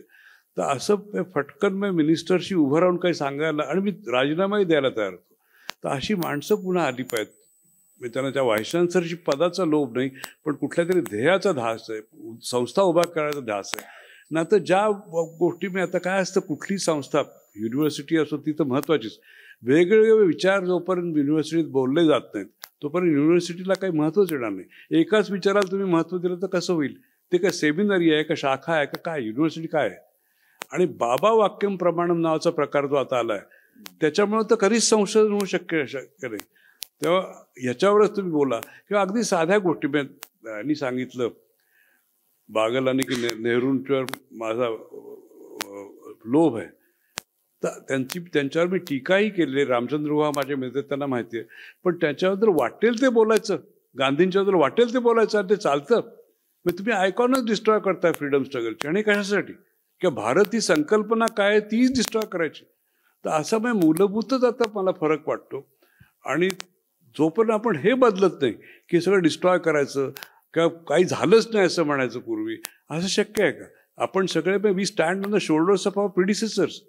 आइन्स्टाईन का झाला? कारण न्यूटन होता म्हणून तो आइन्स्टाईन झाला, नाही तर झाला असता का? लॉज ऑफ ग्रॅव्हिटेशन कुणी काढले? आइन्स्टाईनने तर नाही काढले ना, फिजिसिस्ट तुमच्या ह्याच्यात पडतोय मी. पण मग असं आहे की त्याच्यामुळं ज्या लोकांनी काही काही योगदान दिले त्याचं आपण योग्य ते कौतुक आणि मान्य केलं पाहिजे. आणि तेच आता नाही, आपण कुठल्या ह्याच्यात चाललोय, वाटेल ते आपण सांगतो. आपल्या भारतात लोकशाही काय होती, विमानं काय उडत होती, काय चाललंय सगळे. तर मला असं वाटतं की कुठेतरी याला आळा बसला पाहिजे, तरच काहीतरी होऊ शकेल. इतिहास ज्या माणसाला इतिहास कळत नाही, इतिहासाचे प्रोटोकॉल्स आणि प्रोसिजर्स माहीत नाहीत, तो इतिहासावर भाष्य करतो आणि त्याला प्रसिद्धी मिळते. आणि जे मोठाले इतिहासकार आहेत, डावे असू शकतील, रोमिला थापर, बिपिन चंद्रा, इरफान हबीब, पण त्यांचं काम केवढं आहे आणि त्यांना पब्लिकली रिडिक्युल केलं जातं. ज्या मनमोहन सिंगला अर्थशास्त्रात बरेच चांगली गती आहे, त्यांच्याबद्दल वाटेल तसं बोललं जाते, आंघोळ करतात, रेनकोट घालून करतात का काय करतात, असल्या गोष्टी आपण बोलतो, तर काय म्हणायचं? आणि अशा ह्याच्यात शिक्षणालाच ज्याच्यावर प्रेम नाही या संस्थेला, लोकांना, ते कसं शिक्षण पुढे नेऊ शकतील? त्याला काहीतरी एक लागतं ना, वेगळ्या विचारांच्या बद्दल आस्था, विचारांच्या बद्दल आदर, दुसऱ्याचा विचारांबद्दल रिस्पेक्ट द्यायची पद्धत. आणि दुसरं हेल्दी डिसेंट. युनिव्हर्सिटी एक अशी संस्था असते जिथं अनेक कल्चर्ड माणसं वेगवेगळे विचार घेऊन आपल्या विचारांमध्ये एक्सचेंज करतात सारखं. तर तोच होत नसेल तर आपण काय म्हणायचं, मारामाऱ्या करायसाठी जमतो तिथं. तर ते जोपर्यंत न्यू एज्युकेशन पॉलिसी कशी होईल याची मला काळजीच वाटते. कारण आता कुठेही मारामाऱ्याच होतात, युनिव्हर्सिटीच्या नावात कुठेही बघा. आणि आपल्या भावना किती चटकन दुखावल्या जातात. मला एकीकडे असंच खरं वाटायचं की बाबा बाई, असं आहे की कुठेतरी शिवाजीला काही म्हटलं की माणसाला मारणार, आंबेडकरांना म्हटलं की मारणार, सावरकरांना म्हटलं की जगी धरून पुण्यात तर मारतीलच, सुभाषबाबूंना बंगालमध्ये म्हटलं मारतील. मला दोनच नेत्यांबद्दल अगदी खात्री होती, एक महात्मा गांधी आणि जवाहरलाल नेहरू, ज्यांना कुठेही कितीही शिव्या दिल्या तरी काही होत नाही असं मला वाटायचं. पण माझा जेव्हा तो लेख प्रसिद्ध झाला, त्या हिंदुस्तान टाइम्सच्या, नेहरूंच्यावरचा लेख, तर हिंदुस्तान टाइम्सच्या सगळ्या प्रती आनंद भवनावर जवळ जाळल्या गेल्या. आणि मला काँग्रेसवाल्यांनी धाऱ्यावर धरला होता. खरं म्हणजे त्यांना कळलाच नाही तो लेख. मग ही काँग्रेसची स्थिती आज. तर असं असतं की काय, कुठंतरी आपण लोकांना टॉलरेट करायला शिकलं पाहिजे. टॉलरेटपेक्षा विचाराच्याबद्दल रिस्पेक्ट असला पाहिजे ना. University is a world of ideas, आणि if you rob people of ideas, मग काढा अशा शाखा, सेमिनरीज, काहीतरी धर्मगुरू, असलंच काहीतरी करत बसणार. आपण कुठल्या युगात चाललोय याची, बायकांशी आपण कशी वागतोय, काय चाललंय. आणि त्याच्यामुळं सगळंच मला असं टॉपसी टर्वी होतंय. पण मला याच्यावर पुढचं काय होईल 10 वर्षात सांगता येत नाही. कारण जे पहिलवान चक्क काय काय करतात उद्योग, त्यांनाच आपण ठेवतो आहे त्या ठिकाणी. जे रेपिस्ट आहेत म्हणून माहिती आहेत त्यांना आपण सोडून देतो 15 ऑगस्टलाच. मग काय अशा देशाबद्दल मी काय म्हणणार? आणि मी फक्त थोडासा रडणार आणि गप्प बसणार. कारण कोण बोलायला तयार आहे? आपल्याला इतकी भीती वाटते काही म्हणायची सुद्धा. तर एज्युकेशन कशात ना आलंय आपल्याकडं अजून सब कोणी असे धारदार लोक का तयार होत नाहीत? आणि जोपर्यंत तशी माणसं नाहीत तोपर्यंत संस्था कशा उभ्या राहतील, माणसं कशी उभं राहतील. आजचा प्रश्न हा न्यू एज्युकेशन पॉलिसी सक्सेसफुल होते किंवा नाही हा मुळीच नाही आहे. इंटेग्रिटी असलेली माणसं, कणा असलेली माणसं किती वेळ उभं राहायला तयार आहेत ह्याविरुद्ध, हा सगळ्यात महत्त्वाचा आजचा मुद्दा आहे. कारण आपल्याला पुन्हा देश स्वतंत्रच करायचा असं म्हणा, असंच मला वाटतं मनापासून. आता राष्ट्रीय शैक्षणिक धोरण जे आहे तर त्यातले काही एक मुद्दे सांगतो की भारताच्या पातळीवर जर विचार केला आपण तर एज्युकेशन हे कन्करन्स लिस्टवर आहे, सेंट्रल गव्हर्नमेंट आणि राज्य सरकार. कर्नाटकमध्ये एक सरकार होतं, त्यांनी डिक्लेअर केलं की NEP लागू झालं. आता त्या काळात मी नॅकमध्ये 2 महाविद्यालयांना गेलो आणि त्यांना विचारलं की बाबा NEP लागू झालं म्हणजे काय केलं. ते म्हणलं काहीच केलं नाही, सरकारने डिक्लेअर केलं. दुसरं सरकार आलं, त्यांनी सांगितलं आम्ही NEP लागू करणार नाही, म्हणजे मुळात काहीच झालेलं नाही. तामिळनाडूने सांगितलं आम्ही घेणारच नाही, आम्ही ते लागूच करणार नाही. ओरिसामध्ये तुम्ही पाहिलं तर अजून शिक्षकांना 5व्या वेतन आयोगाप्रमाणेच पगार देत आहेत.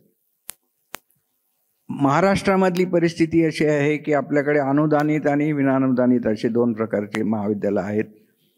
अनुदानितमध्ये शिक्षकांची भरतीच होत नाही. त्याच्यावर प्रश्न विचारला तर ते म्हणतात हे सोडून बाकी काही विचारा, पण NEP लागू करा. दुसरं म्हणजे विनानुदानितमध्ये अगदी मोजके असे काही महाविद्यालय की जिथे शिक्षकांना योग्य पगार दिला जातो, इतर ठिकाणी पूर्णपणे शोषण आहे. आणि ते शिक्षक हे धोरण कसं लागू करणार हा महत्त्वाचा प्रश्न आहे. दुसरं म्हणजे ह्या धोरणामध्ये प्री प्रायमरी एज्युकेशनपासून ते उच्च शिक्षण ह्याच्यामध्ये सगळ्यामध्ये बदल करायचा आहे. म्हणजे डिस्रप्टिव्ह इनोव्हेशन, म्हणजे आहे ते मोडून काढायचं, सगळं नवीन करायचं आहे. पण त्याच्यासाठी लागणारी मानसिकता जी पाहिजे, शिक्षक, आपलं समाज, प्रशासन वगैरे, त्याचा विचार कुठेच नाही आहे. आणि ह्या सगळ्या पार्श्वभूमीवर ह्या सगळ्या गोष्टी चाललेल्या आहेत की फक्त म्हणतायत की तुम्ही लागू करा, कसं करा हे कोणालाच माहीत नाही. आणि त्याच्यावर मग डिस्प्यूट सुरू झाले. आता त्याला विरोध होतोय. काही अनुदानित महाविद्यालय जे आहेत खेड्यातली, त्यांना ते शक्य नाही आहे अनेक बाबतीमध्ये, आणि सरकार त्याची दखल घ्यायला तयार नाही. सध्या तरी त्यांनी घेतलेली नाही. स्पष्ट सूचना नाही आहेत की काय करायला हवं. दुसरी सगळ्यात वाईट गोष्ट जी झालेली आहे की या धोरणाचा पाया हा स्वातंत्र्य, विषय निवडीचं स्वातंत्र्य हा त्याचा पाया आहे, गाभा आहे, ज्याला CBCS म्हणतो आपण. आणि नेमकं आता लागू जे केलं आहे महाराष्ट्रामध्ये, त्यामध्ये पहिल्या वर्षालाच विद्यार्थ्याला मुख्य विषय निवडावा लागतो. म्हणजे बरोबर विपरीत आहे त्याच्या. म्हणजे ज्या त्यांनी 3-4 विषय घेऊन त्यातनं एक निवडावा आणि पुढे जावा अशी अपेक्षा होती, तर त्याच्याबरोबर उलट झालेलं आहे. आणि आता सध्या जे लागू केलं आहे ॲटोनॉमस कॉलेज आणि विद्यापीठामध्ये, त्याच्यामध्ये विद्यार्थ्यांना पहिल्या वर्षीच विषय निवडावा लागतो. 10वी होणार का नाही, 12वी कुठली परीक्षा होणार याच्याविषयीची संदिग्धता आहे. 9वी, 10वी, 11वी, 12वी असे 4 वर्षाचा स्पॅन त्यांनी ठेवला आहे. त्याच्यामध्ये जे विषय घ्यायचे आहेत विद्यार्थ्यांना, त्याचे जे गट केले आहेत त्याच्यामधून विद्यार्थ्यांनी जर चुकीचे विषय निवडले तर तो कुठेच जाणार नाही आहे पुढे. म्हणजे कॉम्प्युटर घ्यायचे आणि गणित घेतच नाही आहे तो, किंवा भौतिकशास्त्र शिकायचं, गणित शिकतच नाही आहे. अशा गोष्टी आहेत. त्याच्यासाठी काउन्सिलिंगची गरज आहे की स्वातंत्र्य कशासाठी दिलं आहे की त्या विद्यार्थ्याला भविष्यकाळामध्ये काय व्हायचं आहे याच्यासाठी आवश्यक असणारे विषय कुठले हे ते निवडीचं स्वातंत्र्य त्याला द्यायचे. पण त्याच्याविषयीची अनभिज्ञता आहे, कारण ते विद्यार्थ्यांना माहीत नाही, शिक्षकांना माहीत नाही, पालकांना तर नाहीच नाही. आणि ह्या पार्श्वभूमीवर आपण ते लागू करतोय.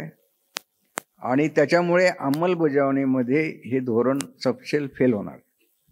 जर याच्यामध्ये योग्य ते निर्णय घेतले गेले नाहीत, योग्य ती मदत मिळाली नाही, योग्य ते प्रशिक्षण मिळालं नाही, प्रायमरी प्री प्रायमरी लेवलला तर अंधाधुंदी आहे. आपल्याकडची मेथडच अशी आहे की मुलगा वर्गात आला की त्याला लिहायला शिकवायचं, म्हणजे बाराखडी आणि अंक, ते म्हणजे शिक्षण आहे. आणि हे काय म्हणतात की तुम्ही 5 वर्षापर्यंत त्याला तसं काही शिकवू नका, त्याच्या क्षमता विकसित करा आणि मग त्याला शिक्षण द्या. आता हे शिक्षकांना हे कळतच नाही. आता मी अनेक ठिकाणी जाऊन शिक्षकांशी बोलतो तर शिक्षकांना हा कन्सेप्टच माहिती नाही, कारण त्यांनी तसं पाहिलेलंच नाही कधी. म्हणजे आता ऑस्ट्रेलिया, अमेरिकेमध्ये गेला तर त्या शाळांमध्ये असंच शिकवतात, ते ॲक्टिव्हिटी ओरिएंटेड लर्निंग आणि कन्सेप्च्युअल वगैरे वगैरे शिकवतात. ते चांगलं पण आहे, पण आपल्या शिक्षकांना त्याच्याबद्दलचं कुठलंही प्रशिक्षण नाही, कुठली माहिती नाही. आणि मग ते काय म्हणतील, हो आम्ही NEP हा केली लागू, आणि परत खडू फळा आणि क्लास एवढंच शिकवतील. ह्याच्या पुढे काय होणार? म्हणजे हा धोका त्याच्यामध्ये. नाही, अगदी मला सरांचं बरोबर वाटतं हे. आणि काय काय असतं माहिती का, दोन आणखी गोष्टी मला सांगाव्याशा वाटतात. एक म्हणजे कधी कधी असं असतं की वेगवेगळ्या युनिव्हर्सिटीजमध्ये असं असतं की वेगवेगळे विषय, वेगवेगळे प्राध्यापक, वेगवेगळ्या स्पेशलायझेशन्स असतात. तर त्यांच्या आपल्या काही टेस्ट असतात, त्या महत्त्वाच्या असतात आणि तशा चालू होत्या चांगल्या तऱ्हेने चालू होत्या. तर सगळ्यांची एक टेस्ट करणं आणि त्यांना मग कुठेतरी करायला लावणं हे किती योग्य आहे याच्यावर मला संदेह आहे पूर्णपणे. तसंच तीनाची 4 वर्ष, 4ची नेमकं काय करायचं ते अजून सगळं या धोरणातून प्रकट होत नाही अजिबात. आणि त्याच्यामुळे मोठा प्रॉब्लेम आहे. आणि शिक्षकांना सुद्धा काय करायचं त्याची अजून पूर्णपणे कल्पना नाहीच आहे. युनिव्हर्सिटी ते नाही, कॉलेजेसमध्ये नाही, आणि जे आहे ते आपण टाकून देतोय, पण आपल्याला नेमकं काय करायला पाहिजे पुढं त्याच्यावर आपल्याला कुठलीही क्लॅरिटी नाही आहे. हे अगदी सारखं लक्षात येतं. आणि सगळ्यात महत्त्वाचं म्हणजे आपण कुठेतरी पुन्हा याच्यावर विचार केला गेला पाहिजे चांगला व्यवस्थित. तो त्याच्यावर काही मंथन होत नाही आहे विशेष. कारण आपण सारखं कुठली गोष्ट मी सुद्धा जे काही थोड्या वेळापूर्वी बोललो त्यात राजकीय अंश जास्त होता, शैक्षणिक कमी होता. पण काय होतं सगळीकडं काय असंच वातावरण झालंय, त्याच्यामुळे मला असं म्हणावं असं वाटलं आतलं. पण जोपर्यंत आपण शिक्षणाच्या विषयाशी शिक्षणच ठेवतो आणि त्याला कुठल्याही तऱ्हेने पॉलिटिसाइज करत नाही, तेव्हाच आपले अकॅडमिक करिक्युलम्स वगैरे सगळे व्यवस्थित आपल्याला लागता येतील आणि प्रशासकांना, शिक्षकांना त्याची कल्पना देऊन ते व्यवस्थित साकार करता येतील. त्यासाठी आपण प्रयत्न करत नाहीये. कुठलाही डिरेक्टिव्ह वर्णाला की आपण ते मानतो. आणि आपल्या इथं वेगवेगळ्या भाषा आहेत, त्यातनं वेगवेगळ्या तऱ्हेचं शिक्षण असतं आणि त्याची कल्पना जे न्यू एज्युकेशन पॉलिसी इम्प्लिमेंट करतात त्यांना पुरेतर अशी नाही आहे. कारण अनेक मेंबर्स त्यातले मैत्री आहे त्यांच्याशी. दुसरं हिंदीचा एक आग्रह, आणि हिंदी भाषिकांना दुसऱ्या भाषा तुम्ही शिकायला जबरदस्ती करत नाही, त्यातनं एक वैमनस्य निर्माण होतं. तर अशा अनेक गोष्टी आहेत आणि त्याच्यावर आपण काही तोडगे काढत गेले पाहिजे, नाही तर ते बरोबर होणार नाही असं मला आपलं मनापासून वाटतं. ओके, 2 प्रश्न 12:30 झालेले आहेत. कारण छोटे प्रश्न. हा, मागे एक आणि समोर एक.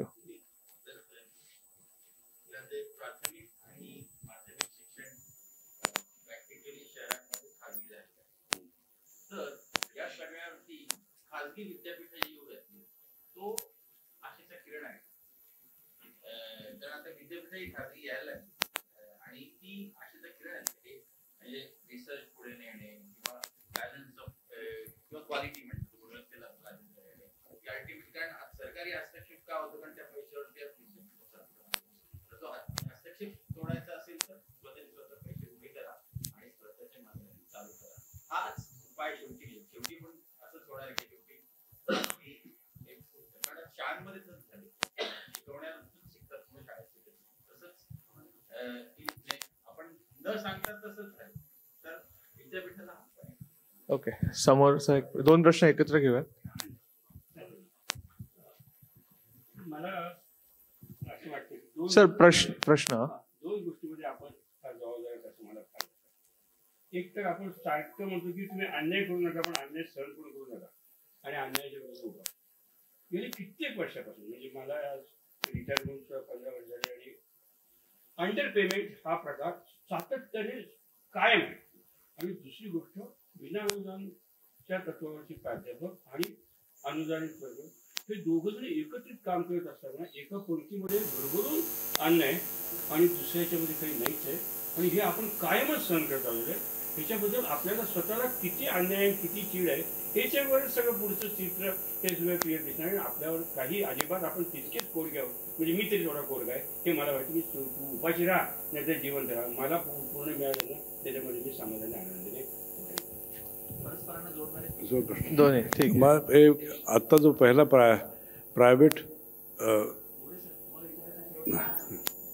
प्रायव्हेट युनिव्हर्सिटीजचा प्रश्न विचारला, मला आठवतं की 80 सालपर्यंत पब्लिक इन्स्टिट्यूशन्स आपल्या शाळा होत्या त्या व्यवस्थित चालल्या होत्या. पुष्कळ लोक जायचे शाळेत, पुष्कळ पालक त्यांना त्या सरकारी शाळांमध्येच पाठवत असत. पण प्रायव्हेट आणि कॉन्व्हेंट इंग्लिश शिकवणाऱ्या किंवा इंग्लिश माध्यमातल्या शाळा पुढे वाढल्या आणि हळूहळू मराठी माध्यमातनं किंवा हिंदी माध्यमातनं शिकणाऱ्या लोकांची संख्या कमी झाली आणि प्रायव्हेट स्कूल्स प्रचंड वाढली. तसंच थोडंफार आत्ता अलीकडे विद्यापीठांच्याकडे झालं. एकदा माझं मी आतिशी म्हणून त्या मंत्री केजरीवालच्या सरकारमध्ये तिच्याशी याच्यावर गप्पा झाल्या होत्या आणि ती म्हणली मला हा ट्रेंड दिसतोय की आता मी Shiv Nadar university, Ashoka university, Jindal university ह्या सगळ्या पुन्हा प्रायव्हेट युनिव्हर्सिटी सगळ्या येतात. पण अशा युनिव्हर्सिटीमध्ये धोका काय आहे तर दोन गोष्टी आहेत. एक म्हणजे सगळ्यांना तिथल्या फीज परवडतील असं नाही आणि खरं मग गरीबातल्या गरीब विद्यार्थ्यांना चांगल्यात चांगलं शिक्षण कमी पैशात देता आलं पाहिजे आणि त्याची व्यवस्था आपण कशी करू. कारण सगळा समाज जर अडाणी राहिला आणि काही एलिट विद्यार्थी फक्त अशोका, शिवनाडर किंवा जनरल बँक जाऊ लागले किंवा परदेशात गेले तर आपला समाज कुठं जाईल याच्यावर आपल्याला फार गंभीरपणे विचार करायला लागेल. दुसरा महत्त्वाचा प्रायव्हेट युनिव्हर्सिटीजमध्ये असा असतो की तिथं जेवढी विविधता असली पाहिजे, कारण एकाच वर्गातनं जर मुलं आणि मुली आल्या तर ते कसं असतं आणि वेगवेगळ्या प्रांतातून वेगवेगळ्या धर्माचे, जातीचे किंवा वर्गातले लोक आले तर ती जी विविधता असते ती कशी वेगळी असते ते अनुभवलं तर समाजात जगताना थोडासा फायदा होतो. पण आता हा अलीकडचा जो ट्रेंड जो आहे प्रायव्हेटकडे जाण्यात तो मात्र चालू राहील, कारण लोक सरकारी कामाला आणि सरकारी विषयांना कंटाळले आहेत. आणि हा लास्ट बॅस्टियन असं मला वाटतं पब्लिक युनिव्हर्सिटीत, जिथं मी सरकारचं चालतंय. कारण तिथं मी प्रत्येक ठिकाणी ते लुडबुड करून आपले व्हाईस चान्सलर्स लावतात मनासारखे, काय करायचं ते तिथं करतात असं गोंधळ. आणि तरी तसं असलं तरीसुद्धा शेवटी मी अशोकाच्या सारख्या युनिव्हर्सिटीमध्ये जेव्हा कोणी इंडिपेंडंट रिसर्च करतो तेव्हा सरकारकडनं काहीतरी दबाव येतो, तिथल्या फॅकल्टी मेंबरला बाहेर काढायला लागतं किंवा तिथला व्हाईस चान्सलर फ्रस्ट्रेट होऊन रिझाईन करून टाकतो. अशा सुद्धा गोष्टी होत आहेत. तेव्हा त्याच्याकडे आपल्याला लक्ष दिलं पाहिजे, आपल्याला ते विसरता कामा नये. पण हा अतिशय अवघड प्रश्न आहे. दुसरा प्रश्न जो आपण विचारला त्याशी मी सहमत आहे. हे मी स्वतः पाहिलेलं की आपण किती फरक करतो आहे. आणि दिल्ली युनिव्हर्सिटीत तर 7-7 हजार लोकांना मी असं ठेवलेलं होतं कित्येक वर्ष आणि त्यांना कन्फर्मेशनच्या 11-11 वर्ष 12 वर्ष झाली तरीसुद्धा पक्की नोकरी मिळत नाही म्हणून ते दुःखी आहेत किंवा अर्धाच पगार सुट्टीच्या पगार नाही असले अन्यायी होतात आणि त्याच्यावर काही तोडगा निघत नाही ही वस्तुस्थिती आहे. आणि आपण सगळे त्या बाबतीत जबाबदार आहोत. हेही मला वाटतं की 2 शिक्षकात असा भेद करणं, उलट जी माणसं ज्यांच्यावर टेम्पररी असतात ते फार मनापासून काम करतात. ते मी स्वतः अनुभवलं आहे एक व्हाईस चान्सलर म्हणून. कारण पुष्कळ अपॉइंटमेंट अशा टेम्पररी याच्यावर व्हायच्या, गेस्ट लेक्चरर्सच्या, आणि ते चांगलं काम करायचे. आणि जे असतात ते मी बाहेर इकडे तिकडे ट्युशन क्लासेस घ्यायला जायचे. हा प्रकार मी पाहिलेला आहे. विद्यासागर सर. नाही, काही नाईलाज म्हणून बरेच लोक काम करतात. आता नॉन अनएडेड जे महाविद्यालय आहेत त्यातले काही महाविद्यालय जे आहेत तर ते महाविद्यालय व्यवस्थित पगार देतात पण त्यांची संख्या फार कमी आहे. ही वस्तुस्थिती आहे. आता प्रायव्हेट युनिव्हर्सिटीच्या बाबतीमध्ये काही चांगल्या आणि काही वाईट गोष्टी आहेत. चांगली गोष्ट अशी आहे की प्रायव्हेट युनिव्हर्सिटीची संख्या आता महाराष्ट्रातच खूप वाढली. मी त्या कमिटीवर आहे. आणि त्याच्यामुळे काय झालं आहे की प्रायव्हेट युनिव्हर्सिटीमध्ये अशी जाणीव आता निर्माण झाली आहे की आपला ब्रँड जर आपल्याला पुढे न्यायचा असेल तर गुणवत्ता टिकवली पाहिजे. आणि ही एक चांगला बदल आहे त्यांच्या विचारांमध्ये झालेला बदल आहे.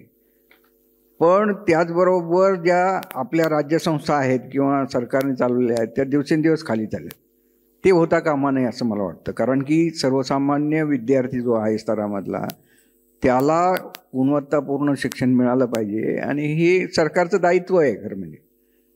तर त्या बाबतीमध्ये मात्र निराशा होत चाललेली आहे कारण त्याचा दर्जा घसरत चालला आहे.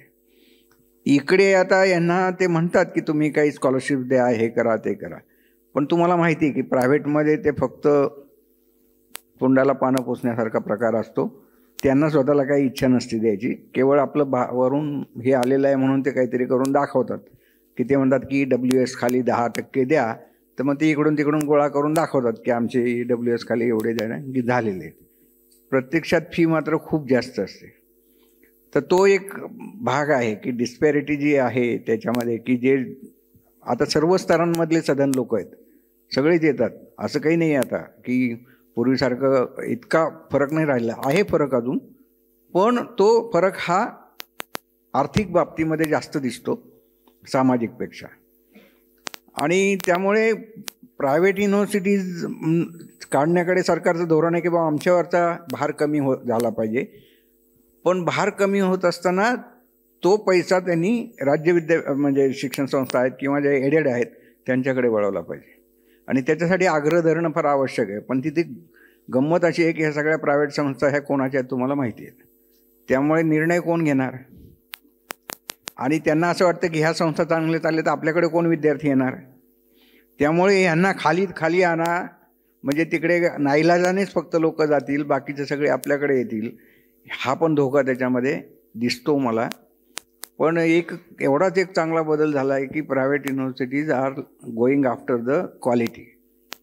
म्हणजे मला अनुभव घ्यायचा होता, कारण मला काहीच माहिती नव्हतं. त्यांच्या ऑपरेशनल मेथड्स एवढ्या वेगळ्या आहेत की मला तर धक्काच बसला. ते म्हणले सर आपको कुछ मालूम नहीं है, आप बहुत दूसरी दुनिया से आए. तर त्याच्यामध्ये एजंट नेमतात याच्यासाठी, हे करण्यासाठी, म्हणजे विद्यार्थी गोळा करण्यासाठी.